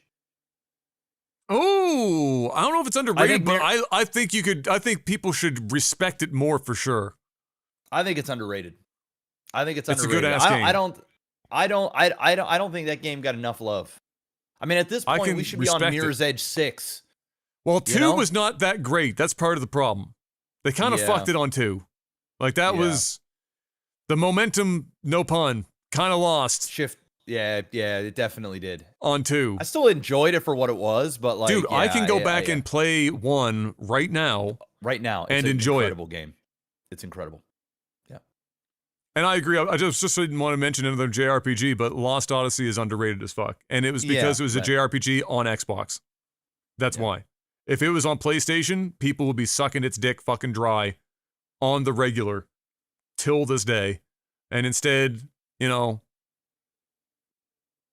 it was an Xbox joint. It was part of what they were trying to get people in Japan on Xbox. They went out, they recruited the fucking teams. They did Blue Dragon, they did Lost Odyssey, they tried to make it happen. And it just didn't, it just wasn't enough to move the needle. Japan's real finicky with their JRPGs. I mean, Japan's not buying Expedition 33. And it's the best JRPG that's been made in ages. So, I mean, they're just finicky with it. But yeah, I think those are good picks. But like, underrated's tough. Underrated is tough. Overrated's easy because it seems to be easier for people to get caught up in shit and just, kind of go overboard sometimes. But yeah, I think that's pretty good. Blue Gree Gree asks, did you catch any of the any of the recent grubby streamer invitational Warcraft 3 tournament? He had non-Warcraft 3 RTS streamers train for a couple weeks and then fight it out. I knew about it. He said, Blizzard sponsored 10K of a prize pool. Would you consider putting together a small invitational tourney? No. Kind of like those cheese tourneys from back in the day? No. Maybe a stretch mobile game goal. Probably still no. No. Those tournaments it's too much. The reason why Grubby would do it and do it the way that he did it is that he's working specifically with content creators. They're known quantities. And the format for a tournament of that size is at that point really easy. Running the tournaments that we did back in the day and juggling that stuff, Jeff just about lost 50 years off his life. Getting regular people to show up on time, do the thing, report the bracket properly, etc., is not cheat. Fucking not cheat, like just nightmare fuel. It's fucking nightmare fuel. No. So we had our moments. We did several. Hashtag for the kids. I mean, it's easy. It's easier to do it when you're grubby, when you're getting money from Blizzard, which is damn near impossible, and you're a big streamer, and all the content. But also, you're just working with content creators. You're not working with regular people, everyday people. Yeah, it's just it's dude. I'm telling you right now, I've been in the esport business a long time. Even just professional players are never show up and do well to fucking work with. Yeah. Let alone the public. Yeah. That have there's like it's not saying that it can't be done, but the sheer amount of effort that has to go into it and time, it's just what's the benefit? There's no benefit. I mean, pay me enough, I'll fucking do it. But like, I'm not doing it, for charity. Like in terms of like out of my own good. Like we've done it for many years for actual charity. Yes. But I'm not like I can go play Grand Theft Auto and not deal with any of that stuff, make more money, be less stressed, and just go along with my life, right? Like it is very different. Like it's just think about it. Here's a way to think about it. Think about Dungeons and Dragons groups. Think about how hard it is to get 4 or 5 people together to play D&D consistently. And then imagine doing that, but then having 100 regular ass people show up to do a StarCraft tournament and do it on time. Even 32. Even 32. It's insane. It's nuts. 16, it's insane. Yeah. If I would cast show matches. Like I would cast like one-offs or like best of 3s or something like that. Sure. Like I would do that, but like the full-blown tournament thing with the brackets and the times and the casting and the live this and I'm good. Yeah. Dr. Samurai says, Adam, tell Am that according to my wife, the L in Mark L. Wahlberg is for love. Therefore, Temptation Island is a must watch. I don't know if that's enough to win her over, I'm going to be honest, but I'll try. And then his follow-up to that is, have you guys seen The King, the Netflix movie with Timothée Chalamet? Looking back, it feels like it was his audition for Dune. I have seen it. I don't disagree. And having seen it, it did, when I watched Dune, it did make me realize that to some degree, Timothée Chalamet is really only capable of playing a certain type of character. Thus far. He's very good at the broody kind of broody / stoic character. That's kind of his lane. And I think both Dune and The King, or whatever it was called on Netflix, it's been a while since I've seen it, but I think they show that pretty well. Like, that's kind of his pocket. I think he'd play a good Link. Well, he's got the jaw structure for it, for sure. I think he could do a Link. Well, he doesn't have to speak, so that's a positive. Didn't they start, like, people were talking about casting for, like, Zelda and shit like that? I feel like I heard that this week. Yeah. And there was, like, a fuss about it because the leading guest for who may be Zelda was,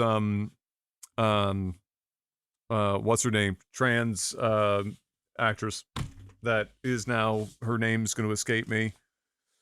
Chat might have it, but it is in and out of my head. Hunter Schafer, thank you. I don't even know who that is, to be honest. I'd only heard, I remember learning about Hunter Schafer. I can't remember what the original thing was, but it was probably also controversy because trans actress. But that was like, yeah, so that was like the one leading rumor anyway. I'll be honest, I was surprised when I heard that because I was thinking, you know, Japan, generally speaking, is not super big on trans anything, to my knowledge. And so I was just imagining Nintendo rolling with a trans lead for a Zelda movie, and I was like, well, I mean, I'd be impressed if they did, but it's that wouldn't align with much of what I, at least recently, have known about Japan. But nevertheless, that was kind of it. But I could see Timothée Chalamet being a good Link, for sure. I don't know who else. I like if this was, if you were going for like Disney ass Link, if you went back like 10 years to do this movie or 15 years because he's way older than he looks. Who's that guy? He kind of like has the upturned nose. He looks like he's 15, but he's like 46. The white guy, if I just describe him like that, small upturned nose, I think he's British. Yeah, there's a guy that looks just like he literally looks like he's Link. 15, but he's like 43 years old. Like it's the craziest 43? Shit. Straight up. Like he's old, but he looks like a child. So this guy right here would be a dude that quite literally, when like he looks just like if you just Google that guy, like even look at the middle picture there. Thomas Brody Sangster. He's 35. I actually think he could play. Is that who I'm thinking? It is. So we're talking about the same person. Okay, it's the same person I'm talking about. Okay, so I thought he was like 40, but like he's way older than he looks. Like this guy is he would definitely. I mean, he looks just like Link. Like you know. If you were doing like a Disney version of Zelda, that would be the pick. No doubt. Yeah. In my mind. I can't remember what he was in. Was he in Game of Thrones as a character? He was in Game of Thrones. Yes. Yep. So I remember seeing that and being like, how, and then when I found out how old he was in real life, I was like, God damn, he looks like he's 12 years old. I found out about him I do believe he was in Maze Runner. And that's where I originally saw him. And I was like, oh, that guy looks just like Link. Yes. Yeah, like it does. He does. It's kind of like an easy call, for sure. Yeah, he's from Love. He's in Love Actually as well. That's right. Yeah, he was actually young in Love Actually, though. I think like that was his like legitimately quite young in that. Zonix, did you see my suggestion about a Hot Ones type interview, but with sushi? Yes, and unfortunately, Mr. Black is still kind of off the board on that. I don't think he can really get experimental with sushi. He's got a very limited situation in Sushiville. Try weirder and weirder sushi as you went through that's just unfortunately. I could go for some sushi right now. I'm hungry. I'm hungry too. I've only had breakfast. I'm very hungry. We're almost done. Yano, it's barbecue season. It's true. We fired ours up for the first time a couple days ago. Any favorite recipes that you recommend we folks try at home? I'm not a grill guy in the sense that I don't have a deep bag when it comes to grill. I just put burgers, hot dogs, steak, chicken. Me too. Nothing. I'm not like marinating shit for 3 days. I'm not doing fanciful fucking shit. You know, I'll do a tin foil. I'll do like a tin foil haddock type situation, butter, lemon, tinfoil, put on the barbecue. I'll feel fancy. But like, I'm not really about that life. I want to be that guy. And I'm just very close of getting, I know, I've come very close of getting one of those green eggs. Oh, yeah. Like 3 years ago, I almost bought one. Right on the edge. I looked at myself. I remember sitting in my truck, right? Are you this person? Yes. I was in there and I had done, here's how I work. When I have an idea that I want to get something, I then obsess over it. Right. Yes. So I watch every YouTube video. I read everything. It's almost like I'm hyping myself up. Like I'm trying to look for validation to just go do it. Right. But deep down inside, I know I shouldn't. Right. Like I know I shouldn't do it because if it's something I really want and I know it's a good idea, I'll just go buy it. Right. Yes. But when I know I shouldn't, I just look things up and I keep digging and I keep digging. And I did a bunch of digging and I watched all kinds of different things and all these different recipes and all this cool shit you can do with these things. And I'm watching meat just fucking fall off bones. And I'm like, oh my God, yes, I can just picture myself on a nice summer day, fucking out there smoking all this meat. And I'm going to have my family over. I'm going to have this big brisket out and it's going to be fucking fantastic. And I'm over at the place. I'm like, all right, yeah, I'm going to go out. I told the guy, I was like, I'm going to go get lunch. I'm going to think this over and I'll be back. I went out in the truck and I sat there and I pulled down the visor and I looked myself in the mirror and I talked to myself. I said, Jeff, do you really need to spend $800 on this? Ask yourself, are you really going to use this? Be truthful. If it's yes, go in and buy it. It's what you want. If it's no, never look at one of these things again. And I told myself the truth. I said, no, you're too fucking lazy. You are not going to put in all this effort. You might do it once. Maybe and it's just never being used again. And it's going to get rusty on your back deck. Yep. Stop. So true. I never got one. But one day, when I decide working is no longer something I want to do, and I have all the time in the world, sure, then I'll go get one. Yep. I'll get a golf membership somewhere. Yep. I'll get a damn egg. I'll throw the brisket on. I'll go play 18 holes. I'll come home. I'll go on the back. I'll flip the meat. I'll let it simmer overnight. I'll go play 18 more holes. And then I'll go back to the egg. And then I'll go eat my meat. But you know what? I'm a long time away from that. True. So the answer is no. Yeah. No. I want to give you an idea of to give you an idea how much I'm not that guy. I forgot to take the grills out and clean them before the winter. And so there was mold all over the grills when I opened that bitch up the other day. And I was like, okay.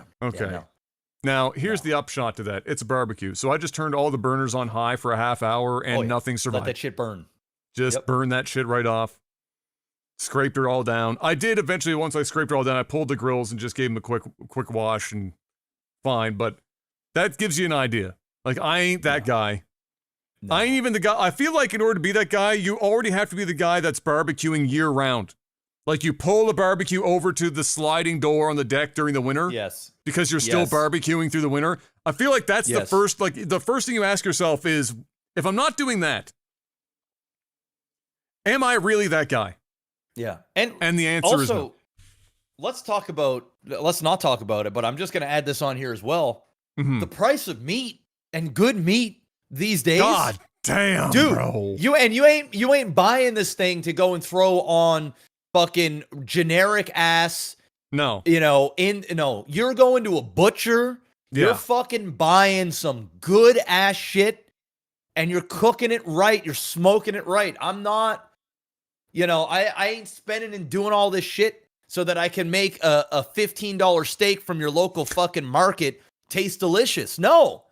Like, you're doing it because, like, you're just an enthusiast on this type of shit. Like, it's a way of life, man. It's like, it's just it, Yeah. It's true. You almost got to be like a hunter. You almost got to have this like this instinctual, primal fuck. You got to be like Joe Rogan, where you go out and you kill your elk live, and then you skin that bitch, and then you fucking you marinate it in DMT. Yes, you got to be that guy. I ain't that guy. I'm a lazy ass ninja. That's what I am. Ain't nobody got time for any of that. Ain't nobody got time for that. I barely got time. You ain't getting a spritzer bottle so that you can put vinegar in it and spray it? No. You ain't? No. I ain't doing it. You ain't cutting that off. Look at the bark. Look at the smoke. No, that ain't happening. No, you're buying frozen burgers at Costco, and you're putting them bitches on the barbecue. And half of them are going to be stuck to the barbecue, and so you're only getting half the burger because the other half is still on the barbecue. That's what we are. Yes. Shout out to Bro That Survived with the 10 sheet. Said, hey, Jeff, I downloaded your album that had Ling and Roaches on it years ago, and I don't remember paying for it, so here's the 10 sheet I owed you. Oh, thank you. Spectacular. We only got a couple questions left, Mr. Black. Sour Apple is someone nearing 40 who has also been gaming since I was 10. I still love games and can constantly look for good ones, but these days it's much harder to feel motivated and truly invested. How do you guys handle this, giving you play games for a living? I don't. I have been, you've heard me, if you've been listening to this podcast, be salty about the state of games for a hot fucking minute. There are good games. I mean, by virtue of the fact that we're cranking out like 7,000 to 10,000 of these fuckers a year now, you're gonna hit some winners. Yeah. But even the winners feel cheapened by the fact that they feel better because it's surrounded by garbage. But you can tell when it's a good ass game. That's what I'm saying earlier. Just go play Expedition 33. You want to remind yourself as a 40-year-old or me, I thought that my time of 100%ing a game, or my time of waking up humming the soundtrack to a game, was gone. I thought I was done. I hadn't experienced that since Persona 4 in 2008. 17 years! I still had hair and dreams. It's been that long. So if you want to remind yourself what gaming and the passion, go pick that up. But how do you handle it, Mr.? Well, you handle it by just not playing very many games. That's your. I play like 2 games pretty much exclusively all year long, every year for like the last 15 years or 14 years. So I can count on 2 hands the amount of games that I've beaten in the last decade. So it's not a lot. And the most of my gaming happens now on Nintendo Switch, which I just got the Nintendo Switch 2, so I'll be playing that tonight. But outside of that, it's me experiencing games with my son, and not necessarily, I haven't been a true gamer in years because it's been my job to play games. And when I'm not working, I don't want to play games. So, it's a double-edged sword. When I retire from all this, then maybe I'll play more games, but maybe it'll ruin my relationship with video games. Maybe I'll feel a certain way about it that I'm no longer doing it for a living, and I will be turned off by games and I won't want to play games. I don't know, right? So, the question doesn't really apply to me all that much, just because I've been fortunate enough that I do this for a living. I still have a lot of fun, not going anywhere anytime soon. But, Nintendo Switch is where I'm at. I just play a lot of single-player arcade-type games on the Nintendo Switch, or Mario games on the Nintendo Switch, and that's about as far as it gets. I just lay in bed and play. That's it. And that's rare. Like, we're talking, I probably beat on the Nintendo Switch 3 to 5 games a year.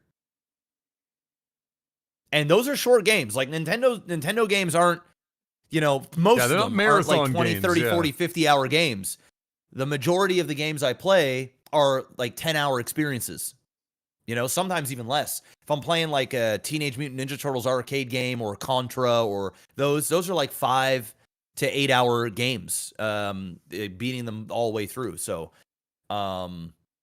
Yeah, I'm 38-year-old with a family. I think like a lot of people that watch our content are skewed older, at least here on Leg TV.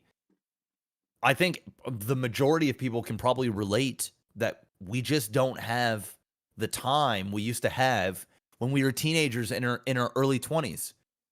You know, it's just life. And I do think a old. large portion of it is because you do it for work. I do strongly believe if you weren't doing it for work, it would be different.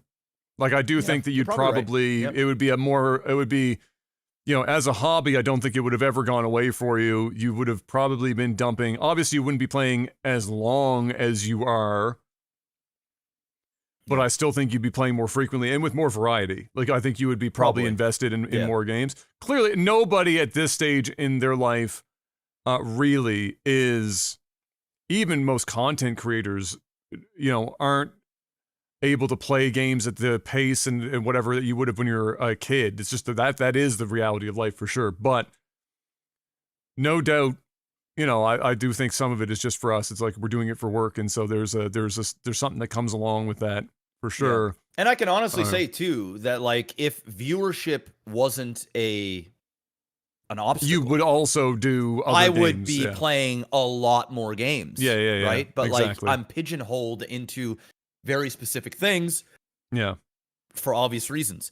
If I held the same level of success on any game I played, then I mean, dude, I'd already be playing I've already would have played Expedition. Yeah, exactly. I've already would have experienced Final Fantasy Remake. I would have played many of these games, but that's just not in the cards for me. And I'm okay with that. Like I'm not, you know, I don't really feel like I'm that's the saddest part about it is I don't really feel like I'm missing out on a whole lot, you know? It's a short list. You're okay. You've made me realize that I'm missing out on Expedition, so I'm going to make that a priority to play this summer. But that outside of that, I really don't feel like I'm missing out on such an experience that I'm willing to change any of my gaming habits. No, I'll let you know. This is the only one I can think of that you definitely should, for sure. We only got 2 ones left. Josh asks, what's the worst rock movie of all time, Mr. Black? The worst rock movie? Doom. Oh, no, you know what? Not Doom. Walking Tall.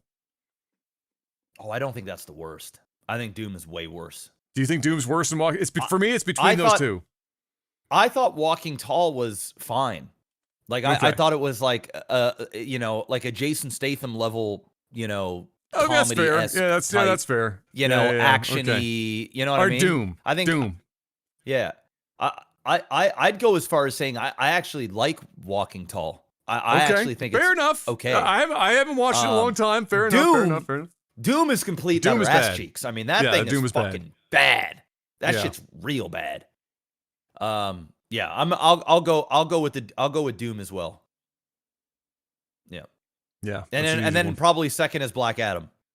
Horrible. Oh, wow, that is ass. The fact that he can be at the peak of his career and replicate the same level of ass as Doom is kind of depressing. It's not as bad as Doom. It's better than Doom, but it's pretty fucking bad. It's pretty bad. Yeah, that's fair. Last one comes in from a Mr. Black classic, pulsating ripe developing titties. Says, what do you think? What do you think? And this is only a question that pulsating ripe developing titties could possibly ever ask, by the way. It's truly a real thinker of our time. What do you think of the U.S. debt situation? Now that it's almost $37 trillion. It's a lot of money. Are they screwed long term, or will they find a way to get out of it? First of all, I just need to remind everyone that you can't even conceptualize $37 trillion.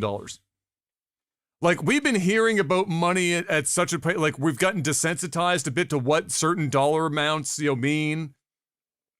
You don't know.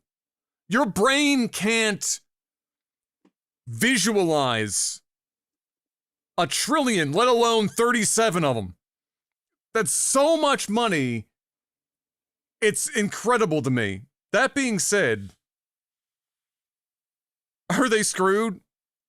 This is my view on debt at a country level in general.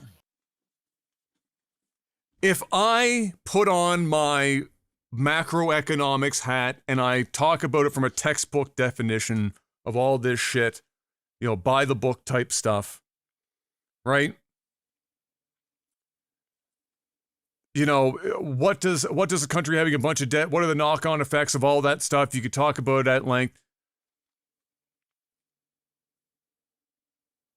But then if you separate yourself from the textbook for about a second, and you look at like the reality of the situation that you're watching in real time, it doesn't seem to fucking matter for a lot of the people at the top, so they just keep doing it anyway.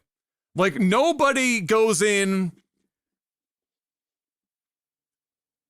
a long time and made an honest-to-God concerted effort, and this is including the Doge fucking shenanigans, to actually put any true dent in any country's own national debt. And even when they do, typically what happens is that, let's say they make a small dent, like they get in there and they're like,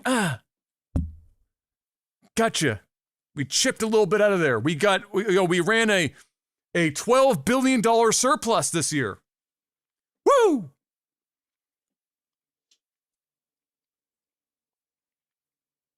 In a 10-year period, some sort of calamity happens. That $12 billion is a fucking speck of shit flying out of the ass of every fucking country's government that immediately prints 50,000 times more than they ever got back in a surplus because of something that happens almost cyclically on a 10-year period.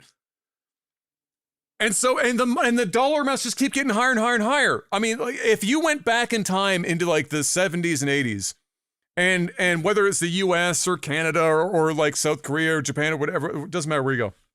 But let's just keep it in the US or Canada. And you said, hey, if I told you that in a couple generations, we're going to rack this bitch up to $37 trillion, the first thing they'd ask is, what's a trillion? And then the second thing that they'd ask is, how the fuck do we manage to do that? The answer is, I don't know. That being said, are they screwed? If they weren't already screwed, like, do I think that the debt is the reason that the country is going to be like heavily struggling, like as the primary function? Not necessarily. The debt is like the symptom of what's going on. The debt goes up because of something else. The debt doesn't just like, other than interest, the debt doesn't just do its own thing. It's usually added on to dramatically by other things being done as a function of government. So the things that add to the debt is the problem. The debt itself, it keeps going up. You have to imagine at some point it matters. But if you ask me, when does it actually start to matter? Like, when does the loan shark come knocking? I don't fucking know. It hasn't happened yet. Like, China's not knocking on the US doors going, hey, so, anytime you want to pay back any of that shit, and vice versa. Like, US to China, hey, it's been we had that, you could, any day? No? Okay. And then nobody, just like, fucking whatever. So, if you ask me, is it going to do it? Probably. I think the question is, when? And I have no fucking clue. Because to this point, if you asked people, even if they were experts, they'd probably have told you like 5 different times in the last 50 years that the debt would have been the collapse of any given country. Like, they'd point at it and go, we're too high. This has to stop. The country's going to collapse. And then time marches on, and we tack another like $3 trillion on, and they go, no, this is definitely the one. We have to stop. The debt's ballooning. It's out of control. We can't do it. 10 more years, $3 trillion more dollars. Now this is it. This is the time. And now we're at 37 trillion. So I don't know. Well, we're not. No, we're not. The states are. Yeah. But they're also like, if you took our debt and like multiplied it to, on a per capita, we're probably not, it's probably not dramatically, it's in terms of percentage of fucked. I know that like on a individual debt ratio, the Canadians are way higher than. We have the least debt in any G7 from a GDP standpoint. No, So, I mean like, like our individual like citizen. So the citizens like the citizen debt. Oh, Yes. I mean, well, The country yeah. G7 Well, that's we're fine. yeah, In the quotation G7, marks. we're like, yeah. Yes. I mean, there is no G7 country that is debt free. Yeah. Every single G7 everyone's in debt. country has debt. Yes. All of them. It's important to note, and by the there way, that is- not all debt is bad. Yeah, exactly. Well, that's what I was going to get to. It's like, Yeah. you know, there is a lot of debt that is good debt, right? But there's obviously a lot of bad debt, and you know what Doge was supposed to be doing, is finding the bad debt and the bad actors, and you know, cutting out that stuff. Even if you find $200 billion worth of stuff, I mean, it's not a small amount of money, but it's quite literally not even a dent into, you know, the actual problem. But obviously, you still have to minimize and mitigate how much bad debt you're putting on the country, or even as an individual. You know, If you it's can easy to get avoid credit it, cards, avoid and the just bad go- debt. It's kind of like as hard as it gets avoid there, the bad right? debt. But Yeah. like a country going into debt for more infrastructure that's going to create more opportunity and more money and revenue, and you have to pay interest on that debt. But as long as what you're doing is being able to service that debt and a little bit more on top, then that's good debt for the most part. But you know, sometimes, a lot of the times, governments spend money on dumb shit that they don't need, oftentimes to fill pockets of bad actors and lobbyists and other either personal agendas or whatever the case may be, and that is adding to the actual problem. You know, and then you've got debt from wars and defense and all this other stuff. You know, which you can argue that is good debt to stay safe, which could inevitably cost more money if you aren't safe. So listen. I'm not a macroeconomic major. I don't know. Like I don't know all the. Even they don't know what the fuck to do. Like they're also like everyone's trying. It's not that they're not smart or they don't know what they're talking about. But like there's so much variability right now that anyone that tries to give you a definitive this is what's happening or this is what will happen, it's not that they're lying to you, but they're doing the best they can with the information they have. The problem is that there is never fucking enough information to account for the variability and random shit that tends to fucking happen, and certainly more recently been happening. Like if you can nail down, I mean, just think about the old meme like Jim Cramer with the stock market. The guy just go out on TV and say the wildest shit for years, and it's like press a button on his desk and shit's fucking like woo, if I get it. And then you go to talk to like Warren Buffett and he's like, buy shit, sit on it, don't fucking touch it. You know, like there is folly in thinking that you can fully predict any of this shit. There's too many moving parts. It is. Well, you can't. And it's the reason why insane. Most dead people make more money investments than alive people, because, well, they're not dead, taking their money out. and they're not moving their money. They're not listening to, you know, the noise. When do the dead people write the next psychological- investment book that I can buy on Amazon, Mr. Black? I'd like to know their insights on how they make so much money. Yeah, dude. Well, I know it. It's don't touch what you have, right? That's why, you know, if somebody just invest something and then, you know, it gets handed Don't down to look at it. somebody, you don't look at it, you don't touch it. Chances are you've done infinitely better than somebody that is staring at the stock market every day, trying to make picks and trying to sell it, buy it certain. It's a meme. It's a meme. But yeah, I don't have the answer. Do I think the United States is going to implode from their debt? No, I don't. No. Dude, they're the United States of America. They're the strongest country in the world. And it's not even close, right? Like the next closest thing is like China. Yeah. And I mean, dude, the United States can quite literally print money all goddamn day long. If they didn't want to pay debt to another country, they could literally say, go fuck yourself. What are you going to do? What are you going to do? Like it literally, it's not saying they would ever do something like that, right? Which But if it ever came down to it, and they're like, hey, we got to pay this country this, or we owe this or that, bro, they're going to say, no, you know what? It's either we're not eating or you're not eating. And guess what? You're not eating because we're eating. So, tough bananas? What are you going to do? What exactly are you going to do? Because you can't do shit. I mean, we're literally seeing this stuff almost happen in real time right now. So it's like, hey, we kind of got ourselves into shit. You know what? Fuck all these other countries. You're all going to pay. Everybody. Right? It is what it is. And they're in that position to do that. And they're going to look out for themselves. So I don't think that, at any point, the United States, they have a debt problem. There's no doubt about it. Most G7 countries have a debt problem. Even they should we probably have a debt problem. They should probably slow the creep of that debt. Yes. Ideally would be not a bad idea. But then again, like you said earlier, black swan events happen, things happen, wars happen, unforeseen things happen, pandemics happen, fucking all kinds of random shit happens. So even when you are making you're getting ahead and you're doing, one thing can happen and take you back 10 years. It's just the way it is. And this is just going to be a conversation that our kids, our kids' kids, our kids' kids' kids' kids, and our kids' kids' kids' kids' kids are going to have. It's just that's just it. It doesn't mean that we or the United States or Canada or any of these other countries, we should always try and put our best foot forward and try and make rational decisions. But like, dude, sometimes you have irrational people in very powerful positions, and they're human as well.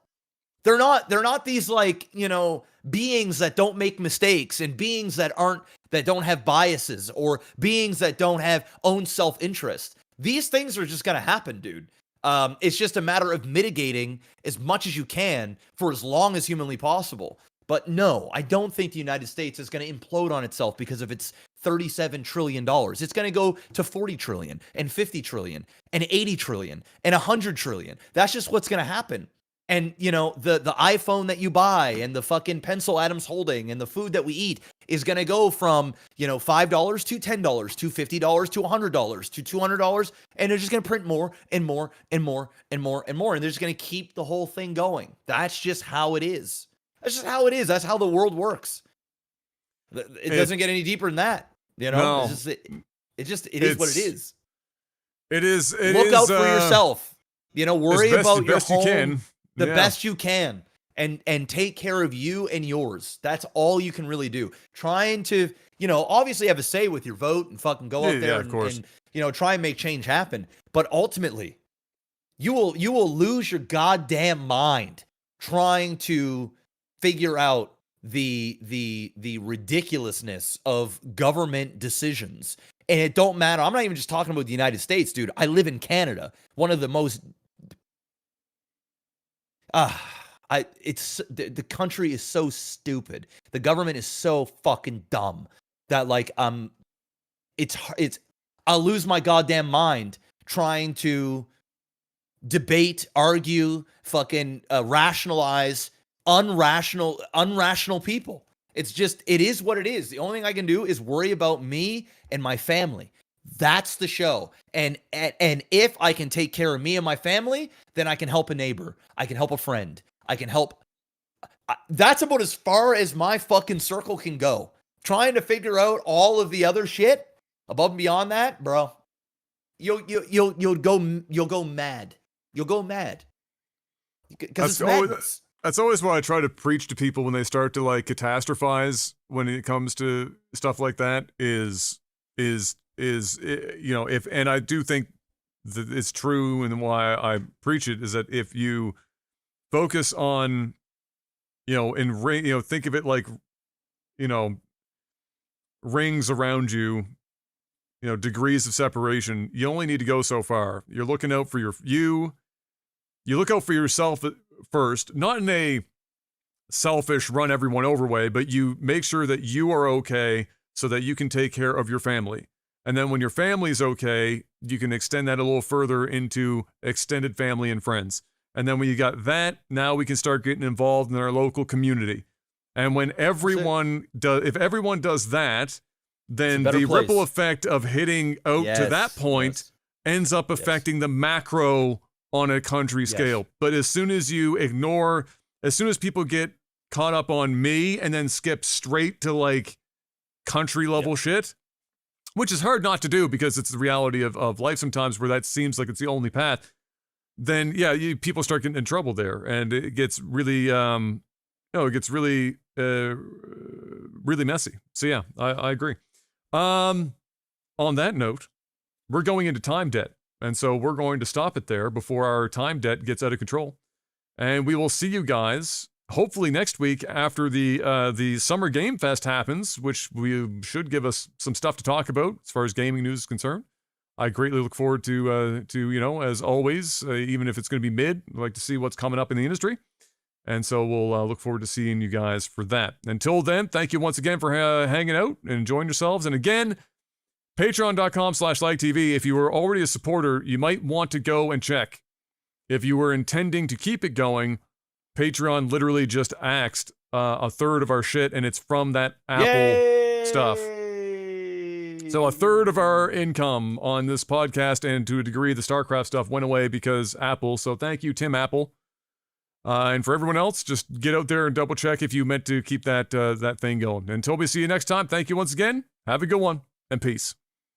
Peace.